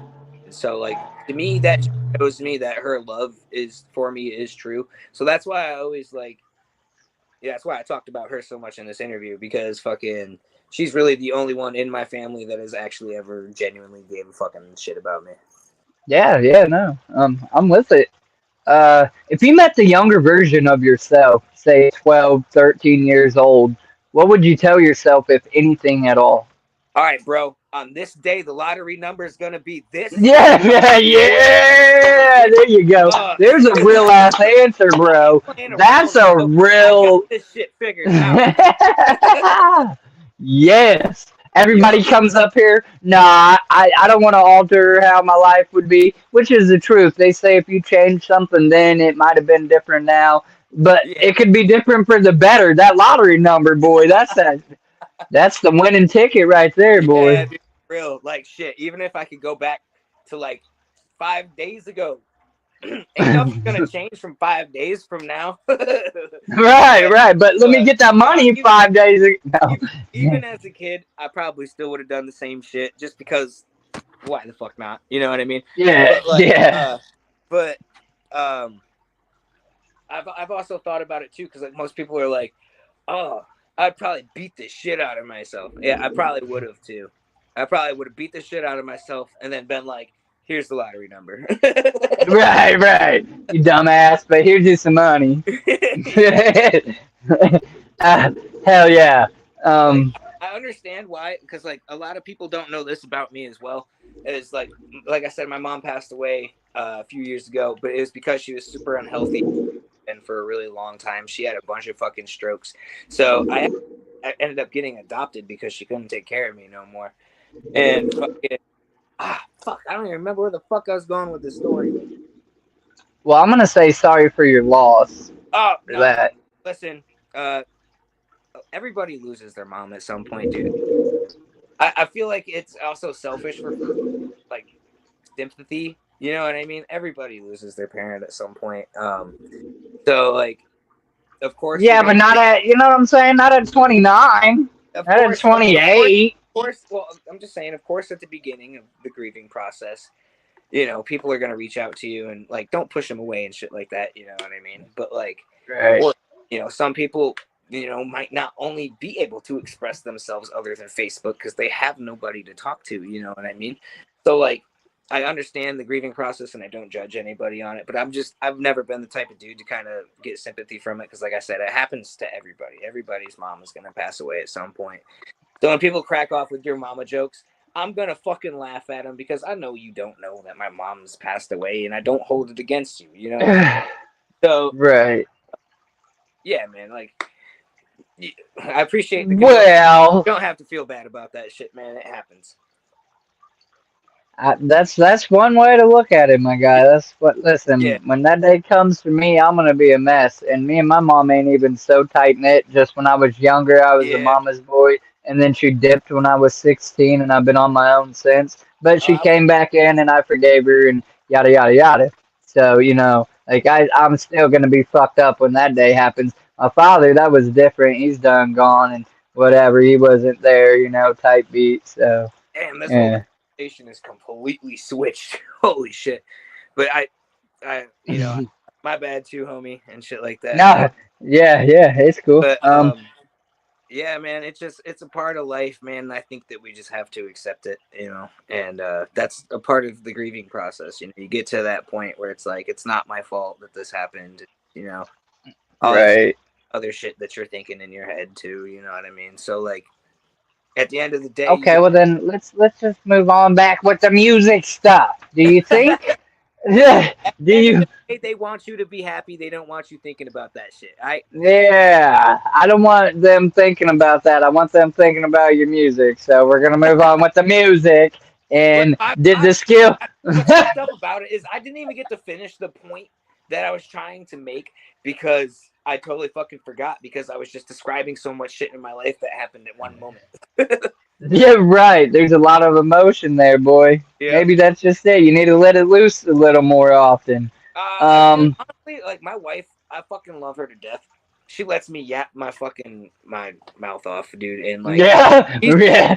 Like my a motor that don't stop. counselor. She's my counselor, bro. I talk to her about everything, everything. Oh yeah, that's I what's up. sometimes like she don't even say nothing. She just sits there for hours and listens, and that's all I fucking need. Listen, quality time for me and mine is sometimes she's on her phone and I'm on my phone, but we're laying by each other type Yeah, beat, not we saying got a word. we got this thing where we'll be in the same, You're right, I'm by you. but we're I touching ain't gotta be toes. all in your face all the time. Yeah, fucking. There's be times where I'll be trying to get work done, and she'll be like, "Give me attention," and I'll be like, "Dude, get the fuck away from me."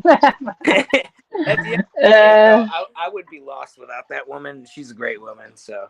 Uh, Absolutely. Do you think the skill came natural or did you have to learn and practice? They say um, some people are born with a given talent and other people have to yeah, work at it, but then they're I was equally just about to competitive. say that, man. I think people are born for it and some aren't, but you got to also, even just because you are born for it doesn't necessarily mean that you are going to be born with the talent. You know what I mean? People, it's hard work, man, and if you truly want something, you are born for it. You know what I mean?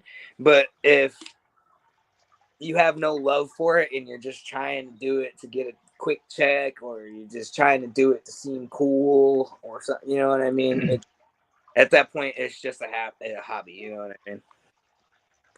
Right, right. So you were not born to do that. You're just having fun. Yeah, yeah, true. Um, but but yeah, that's what I believe. I believe that you are born to do it and that you're not. And everybody, when they start off, they suck. It happens. But practice makes perfect. right. Within a few years, though, you should probably see progress or maybe get a different hobby. Yeah. Well, Eh, listen, dude. There's been some like sensations that came out and kind of had me like questioning myself, like, why the fuck wasn't I that good when I first came out?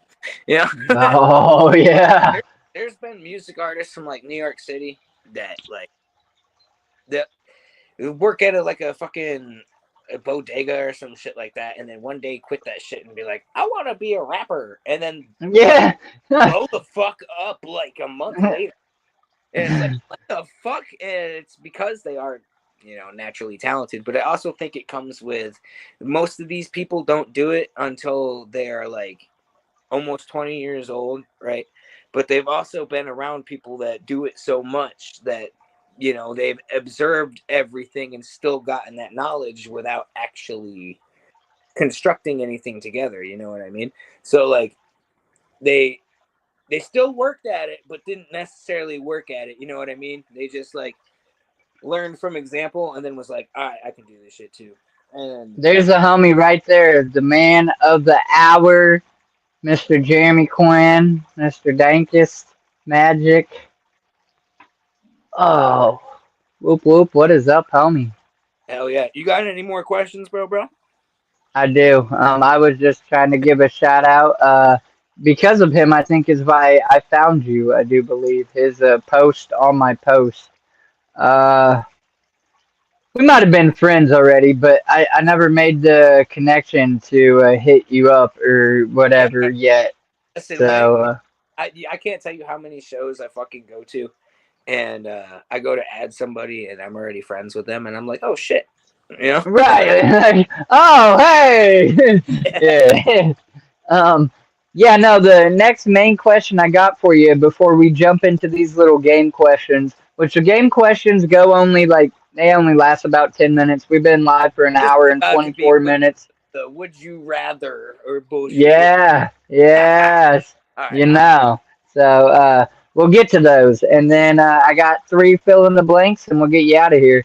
I already have all of your links. This is the first time I've done that too. I already have all of his links linked to the description of this video, so you should be able to find them now. But if not, definitely after we go live, it'll be right there under the description at the top. So definitely go follow this man. Go check him out on all his socials, his platforms, everything he gave me that he wanted y'all to have. It's in there. So you'll be checking him out that way.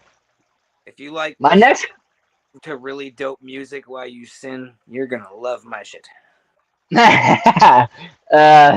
My next question for you is kind of a 2, 3 part loaded one again. Who or what inspired came up with your name, so your stage name, and then if you in fact have a logo that is identifiably yours, rather it's on a hat, a shirt, a fucking car door, Yeah. whatever, you know what I'm saying? And who came up with that, if that's the case? So your stage So name, how'd you come up with it? And then do you in fact have a logo, yada yada, and did you come up with it or did you just outsource? all right, so we'll get it bury into some shit a little bit. So when I was Michelangelo Skero, my mom used to call me Michelangelo all the time, and I was really big into the Ninja Turtles, bro. I'm also from New York, and I fucking love pizza and skateboarding. and uh, and my favorite color is orange. So, um, so my mom would always call me Michelangelo, so that's where that part came from. And then the Skero part came from like people.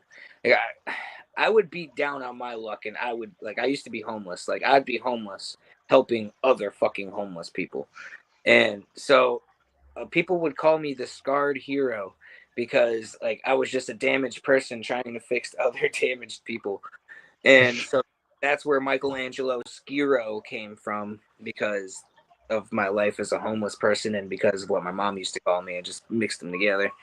And Right.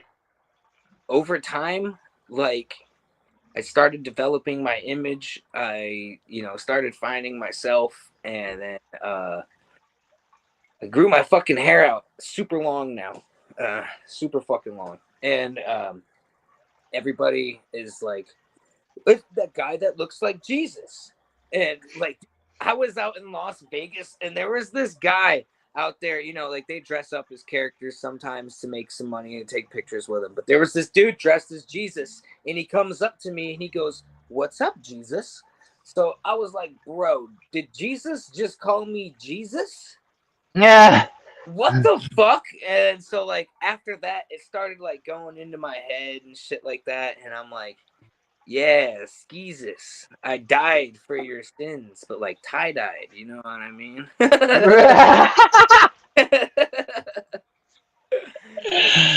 Oh, that's terrible. I love it. But yeah, so like I said, as I'm developing myself and my image, and that's where Skeezus came from. And I sat there and I fucking pondered on it for like the longest time, bro, because I'm like, damn, I really have built up this Michelangelo Skero, and like I got all these monthly subscribers on Spotify, and I'm like basically gonna have to like start from scratch. I'm like, but it's not like everybody's gonna forget about me, and I'm still gonna keep my Facebook name the same, and I'll still keep posting the same shit. Fuck it, let me just switch it, bro, because it just feels like it fits more. You know what I mean?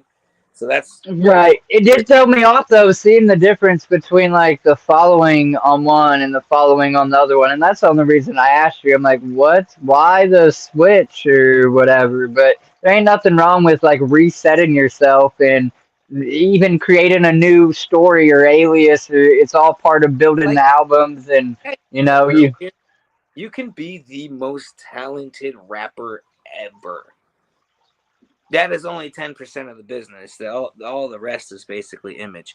So, like, Skeezus just fit my image more. Michelangelo Skero, like, when you tell people that, like, if I was at a mall trying to get somebody to listen to my shit, and I don't got any business cards on me, and all I can tell them is my stage name, they're not going to remember Michelangelo Skero. but the guy that looks like Jesus says that his name is Skeezus, you're gonna fucking remember that shit. Right. So, Not you know, and like I said, it's just it all built up to this point, and I feel like it fits with what I'm doing way better. And like I said, because I found my image and I have this plan doing with it, that with all the people that I have listening to my shit, all the fans that I have and stuff like that, fucking it took me like years to get to that point, you know what I mean? But I have a feeling that with this shit that I am doing and this image that I am building and shit like that, that it's gonna take way less time for me to get the same results and then just keep climbing from there, you know what I mean? absolutely. Yeah, no, I ain't mad at you for it. Let's see here. Yeah, we got 5 people in the chat. Real quick before I start these either or one or the other questions, if anybody in the chat has any questions, please go ahead and drop them and we will ask this man. Donald, nobody took your job, homie. If anything, he did make your job easier though. So you find that post on my Facebook and your job is still available. You need to message all those people. You should know which ones I have already interviewed on the mentions that he mentioned and the ones that I have not, and hit those others up. Now, I tried to hit a few of them up, but the persistence of, hey, why don't you come on the show? Wink, wink, nudge, nudge, chop, chop, swing, swing, poke, poke, let's make it happen. But yes, if anybody has any questions, can come up with any questions for this man, please. I love the bamboo shack. Strawberry, hey girl.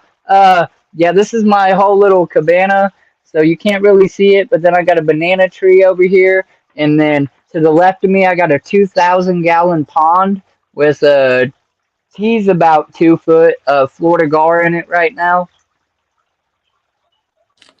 Hell yeah. Let's see. Anybody? Anything? No, He's yeah, widget. I was just playing the along with it too, homie. sublime, man. You got to go with what works. Yeah. So yeah. I guess if they end up dropping questions, I'll jump back to them or pull them up. But we're gonna go ahead and start these either or questions. So I'm gonna give you one or the other answer, and you're gonna pick. Or I guess you can substitute an option or whatever, And yeah. So without further ado, we're gonna start with Twix or Reese's. Reese's. All right. Summer or winter? Summer. Day or night? Oh, that's a hard one, dude. Because like I guess it just depends on my mood. You know what I mean? Yeah, I'm not a morning person, bro. Unless I have to be up, I'm a night owl. I'm an ADHD person, bro. So like I can go either. Well, I was ADHD too, but I still don't like getting up when I don't have to be out early in the morning.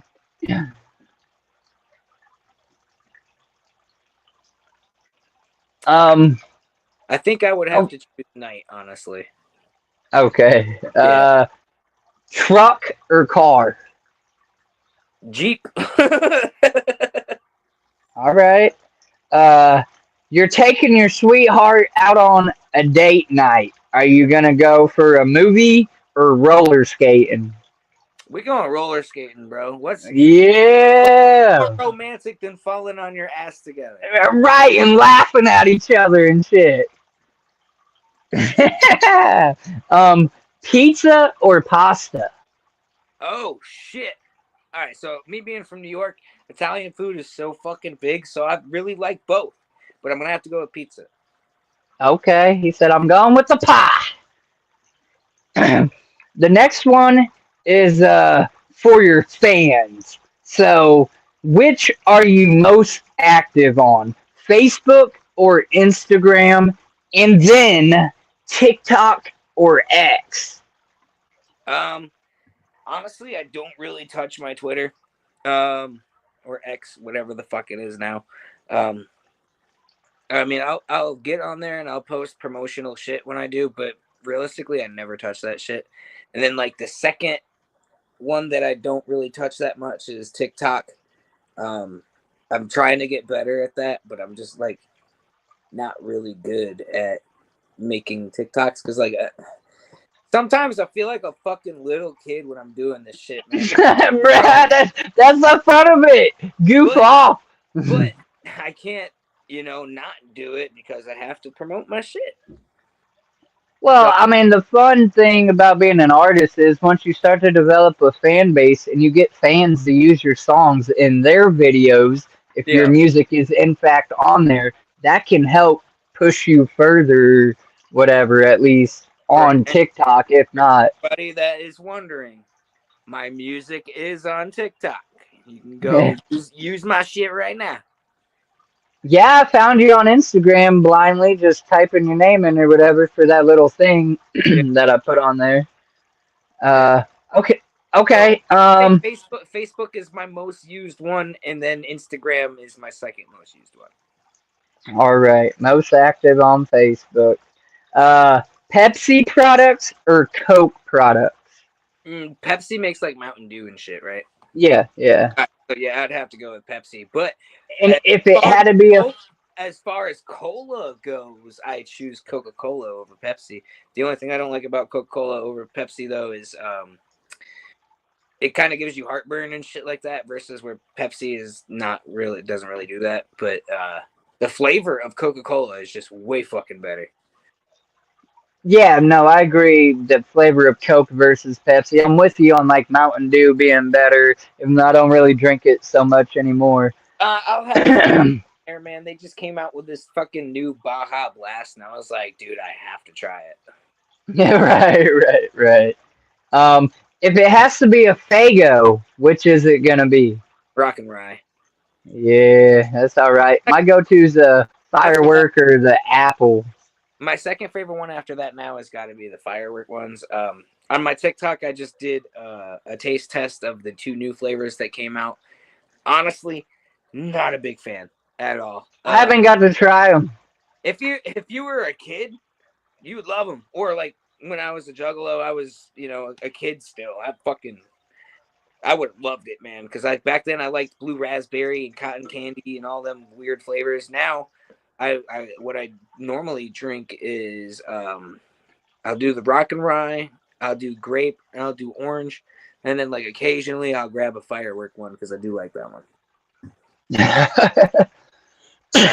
What?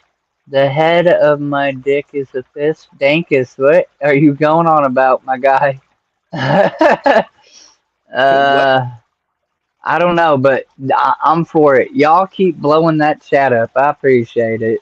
I don't know what. Hi. just go on with it. It's jug shit. I don't care. Pie or cake?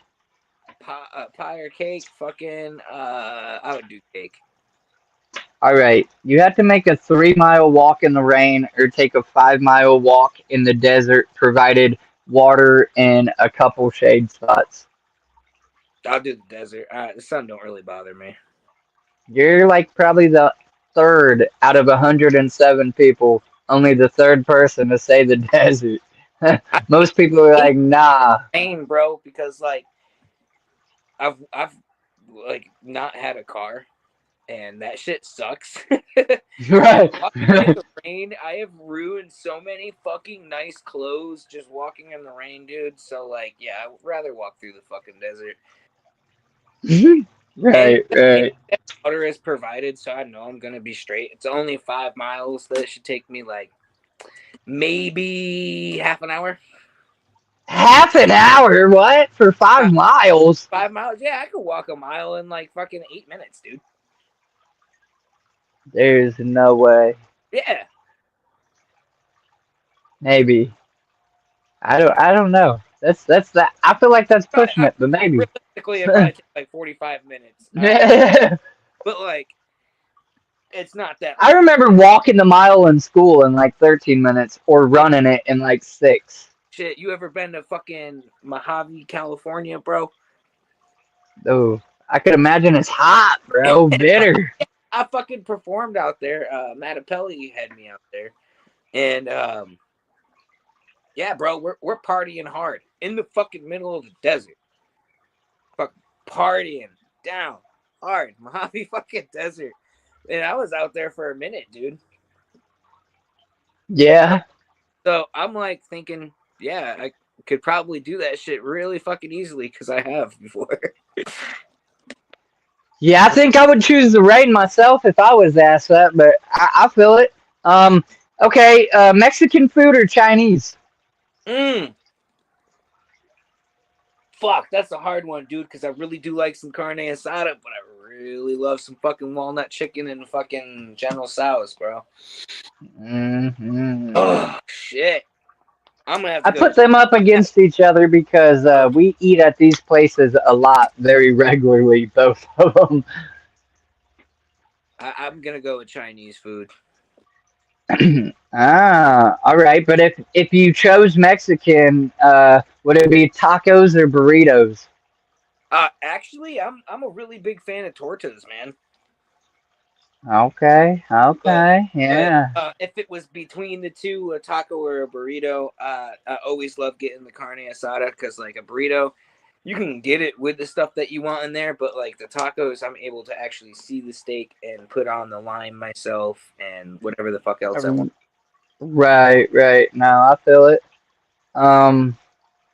Okay. Surfing or skateboarding? Skateboarding. I ain't never surfed a day in my fucking life. Me neither. I have skateboarded. I can't do no tricks. Well, now I probably don't know I what I can do. But I I could never really do no tricks. if But I could drop in a half pipe in a freestyle. I don't know, like it's weird for me, dude. Like so I have this super fear of sharks. And I don't know, like I don't know. I just like if I get in the ocean, I'm like, dude, I'm gonna get eaten by a shark. Because I have like be chilling. They were chilling on the beach, bro. They were only walking up to their knees in the ocean, and a fucking little tiny sand shark came and took their fucking Achilles right off, bro. And so that shit has always been like in the back of my head, like fuck, I don't want that to happen to me. Right, Like, right. go to the ocean, but dude, like that, if I'm fucked up enough, dude, I'll swim to the end of a fucking pier and back real quick, just because I'm feeling ballsy. You know what I'm saying? But like out there all day surfing, I don't know, man. I feel like I'd be going through like that tunnel. I feel like I'd be really good at surfing, right? But I feel like I'd be going through that tunnel, and then like the shark just comes and fucking eats me, bro. So like Ugh. I'm You be never. ripping it, like shredding a wave, and then here comes this motherfucker at the end, like, Yeah, ha. maybe one day I'll build up the courage and fucking go and do it and try it out. But like, if I do try surfing, I would like to find a wave pool, like they have some out in California and shit like that you can go surfing in, and that's what it's made for. So like, Right. you know, maybe one day I could go and do that, try it out first, and if I just like become an adrenaline junkie for this shit, maybe I'll get into the ocean and play around with some sharks. But from as of right now, I'm probably not gonna hop on no fucking surfboard and get out there with them sharks, dude. Absolutely. Uh, so now I have a random, just presented question. You're given $5,000 cash money, but you have to pick one store and you have to spend it all immediately. Where are you going? Maybe what are you getting? Damn, that's a good one. Like, because it would be a toss up between like Guitar Center or Walmart, dude. Like, because like in Walmart you could fuck 5 grand. You can get so much shit in Walmart for 5 grand, dude. But like at Guitar Center, 5 grand could get you like a It could get you it could get you like random single items, but good items. yeah, like Or you get like a really fucking high quality microphone to record with, and like really fucking good interface that'll make you sound way better than any rapper that you are working with right now. You know what I mean? That type of shit. So like, I don't know. It would have to be a balance between, because like, damn, I could take this $5,000, go to Walmart, and like get a bunch of fucking groceries and TVs and shit. or Right. go to different and get a whole new fucking recording setup, you know. Well, yeah, and really, I've had a lot of. That's pretty much the go-to. I've only had few artists say otherwise. Like either they've mentioned that very thing, like a music center store to get a couple random items. At Walmart, you could get some basic equipment to maybe record on, maybe not the best stuff or So whatever, this or that. any artist that is watching this that is new, that is still trying to figure out the shit what to record with, blah blah blah blah blah. Don't ever buy shit from Walmart and use it to record, bro. Never. Here's your one free tip. Yeah. Just don't get the Walmart shit. No, like listen, you could have a Mac, like Suicide Boy said, you could have a Mac, an iPhone, and a decent mic to record with, and you can become a millionaire with that shit as long as you know how to use it. But I promise, Walmart is gonna, even if you know how to use it, it's only gonna fuck you in the end, dude. All their equipment. Yeah. All right. Okay. Yeah, fair. So the last three questions that I have for you are fill in the blank type questions. So I'm gonna ask you something, yada yada yada, fill in the blank. And yeah. It's almost like So humanity, but you actually get to choose the answer. yeah, pretty much. So the first one goes as follows. My favorite vacation was blank. Oh man, these are basic. Fuck. So, But when I went to Miami and I was tripping balls on South Beach with my buddy. okay.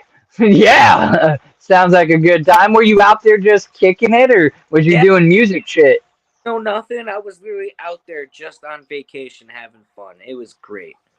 Okay, yeah. That's what's up. I've never even been to Florida or nothing cool like that. I've been Bro, to 7 states. like, because a lot of people are like, oh, go to California because that's where all the rappers are and that's where all the money is and blah, blah, blah, blah, blah, blah, blah. But, like, it's so crowded with fucking homeless people. It's, like, ugly to look at. And so, like, at least in Florida, like, everything is clean. And it's like being in an episode of fucking SpongeBob.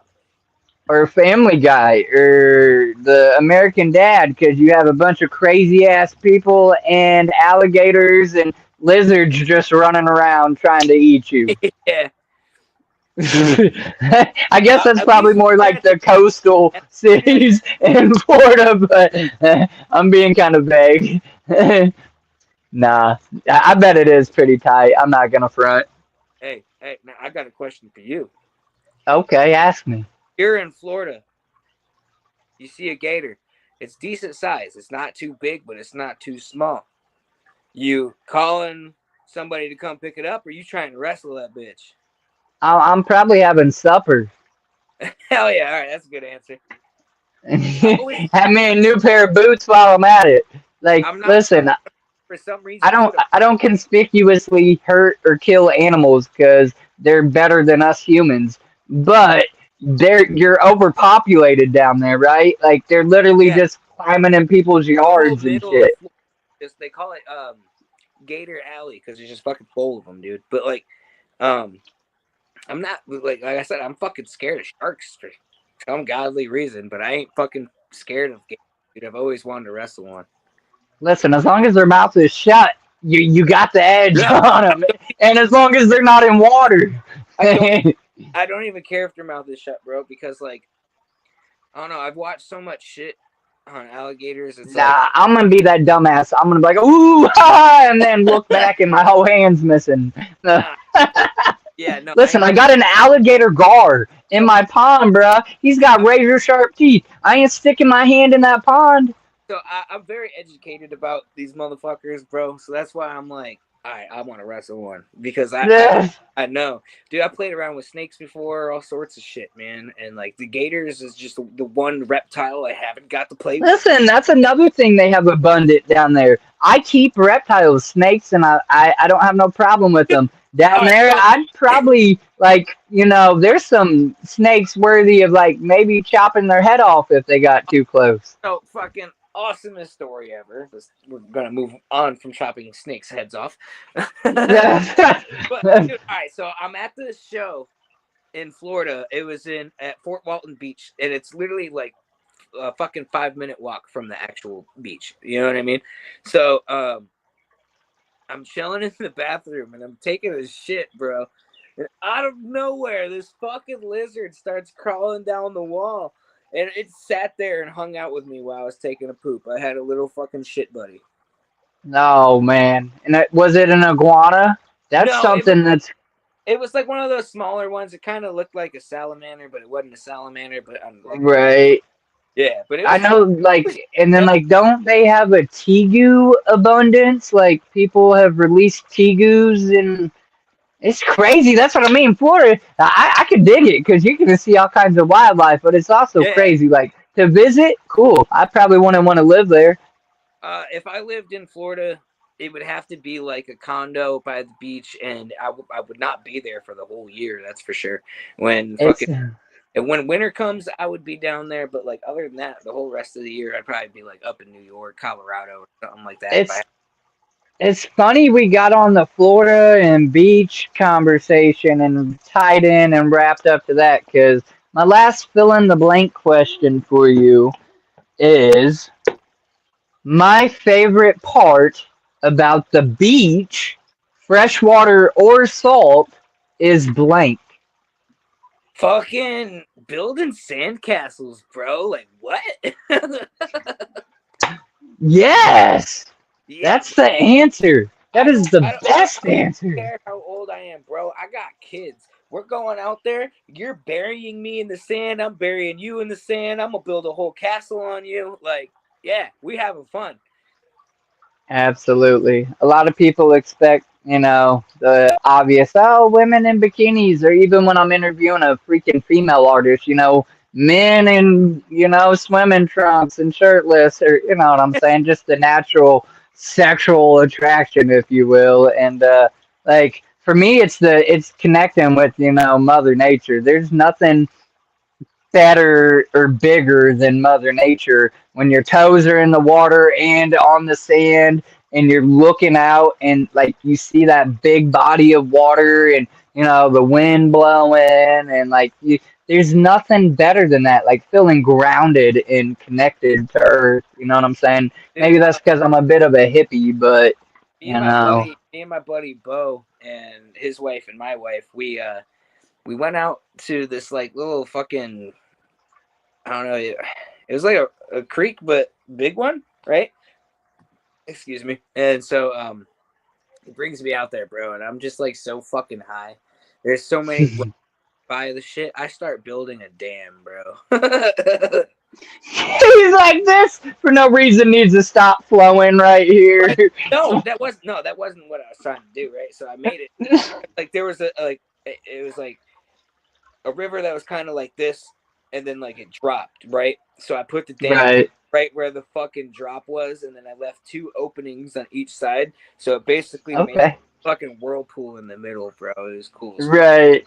But like, yeah, that's the type of shit I enjoy doing, bro. I like fucking around with nature, building dams, building sandcastles, getting out there and actually having fun. Like, I feel like there's two types of people, like you said, that when they go to the beach, they're either looking at the bitches or the dudes, or they're actually enjoying life for what it is. You know what I mean? Right. And Taking in nature and absorbing it a lot all. of people over years, especially because of the content that is being put out nowadays, have gotten distracted by pussy and dick. And it's very unfortunate. Yep. Yep. Look, man, this is where I allow you to give a shout out to anybody or whoever, whatever you would like to shout out. Last minute promotions. And then I will give my outro. I do the same outro or a similar outro, the same every time. Something I plan to keep doing or whatever. But I just want to say thank you. You actually gave me some different answers.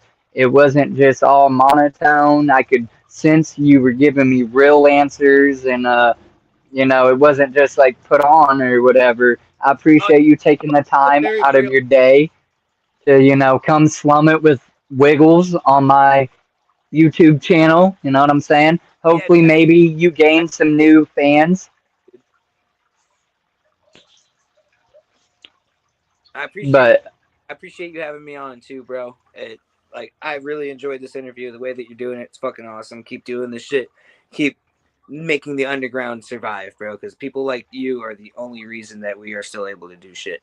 One person I would love to give a shout out to, and it's, you know, my homie and his company, Mad Max's Meds, bro, out in upstate New York. If you're looking for like the best THC products in the upstate New York area, hit up Mad Max's Meds, dude. Fucking, he makes edibles for me. He makes all sorts of crazy fucking other edibles. He's got a lot of concentrates, a lot of flour. He grows a lot of shit himself. So definitely get connected with that dude because his products are fucking A1. And every time he has sold me something, I have gotten fried out of my fucking mind. Absolutely. That's what's up.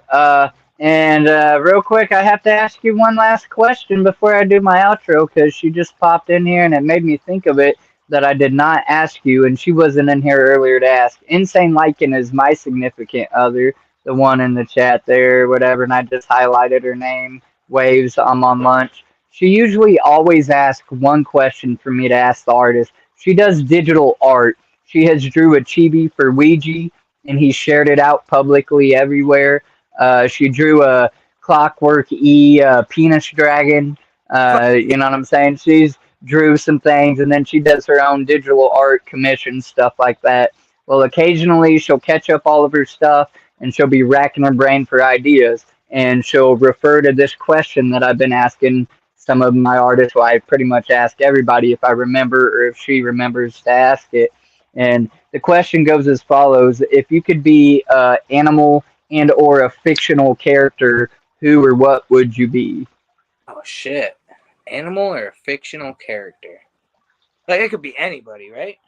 Yeah, anything based off of a cartoon series or a whatever or whatever, you know, a Uh, labyrinth or you know, I don't, well, not a labyrinth, that's a I, maze, but you I, know what I'm saying, like off the wall shit.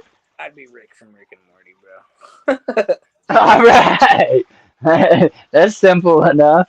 Yeah. Um, yeah. So yeah. Thank you, and I like to close the same way every time, man, and that's by saying, tell somebody you love them because you don't know who needs to hear that, and it could be you that changes the way they feel, the way they're thinking, what they're going through. You can't tell by just looking at somebody what is going through their brain, what they're dealing with in their life. When I was homeless, mind you, I've been homeless 3 times in my life. But the first time I was 19 years old, and didn't nobody think I was homeless. They just thought I was a dirty kid sitting on a bench. And ain't nobody said, "Hey, are you okay? Do you need somebody to talk to just listen to you? Like, I can't give you no money, but I'll listen to you." Ain't nobody done that, never. You know what I'm saying? So I think I walk a fine balance between good and evil. You know, don't cross me, I don't cross you. I wish you well, even if it's not in my path. I just go on, you know, and Yeah. yeah, don't conspicuously hate for no reason, and tell a stranger you love them, and if that's weird to you, make it funny if it's funny for you. Say Wiggles loves you, because I'll own that when they come and say, "Are you Wiggles? Did you say you love me?" Damn straight I did. I don't even know you, but I love you, you know, because we all need to hear that. We all need to put down our tough macho bullshit and you know, take some of that shit in, because Bro, it doesn't do no good I tell holding my it girls in. all the time that I love them. All the fucking time. Right, right. Yeah, man, So but yeah, hey, fuck yeah, dude. Anybody out there who shows me support, I love y'all. Anybody who fucking hates me, I love y'all, and I hope that I hope that you get your dick caught in your zipper. But I still love you. yeah. Anybody who has turned their back on me, I still fucking love you because not I have not 1 ounce of hate in my heart because it takes too much care to hate somebody, and Too I just much effort and energy. That shit's draining. yeah, Just let it go. I don't care enough to hate somebody, man. That's just not me.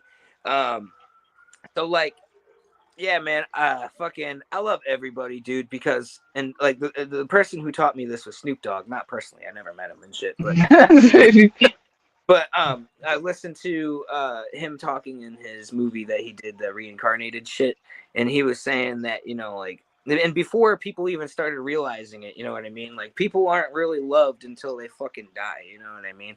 And like, And then it's too late. of course it's like a known fact now, but like back at that time when he said that, it wasn't really that common for rappers to be dying and then people just falling in love with them because they died, you know what I mean? But it was still a thing, you know what I mean? And so Snoop was like, you know, a lot of people do that shit, but I don't want that to happen to me. I want to be loved while I'm here. So in order to get love, you have to give love. And so, you know, that I really Just fucking believe in that shit. It stuck with my heart. yeah, absolutely. I think Swill's gonna start sending you weird penis pictures and stuff like that. So he definitely loves you. He's gonna be spamming you up every now and again. That's like his job to draw dicks on the spam. So Hey, I well, think he's digging you. he can't get if I start sending dicks back, bro. Yeah, boy. All right, all right, y'all. This has been a lit interview. Thank you very much. Go check out all the shit. His links are in the description of this video, so go click on some of it and check out some of his music.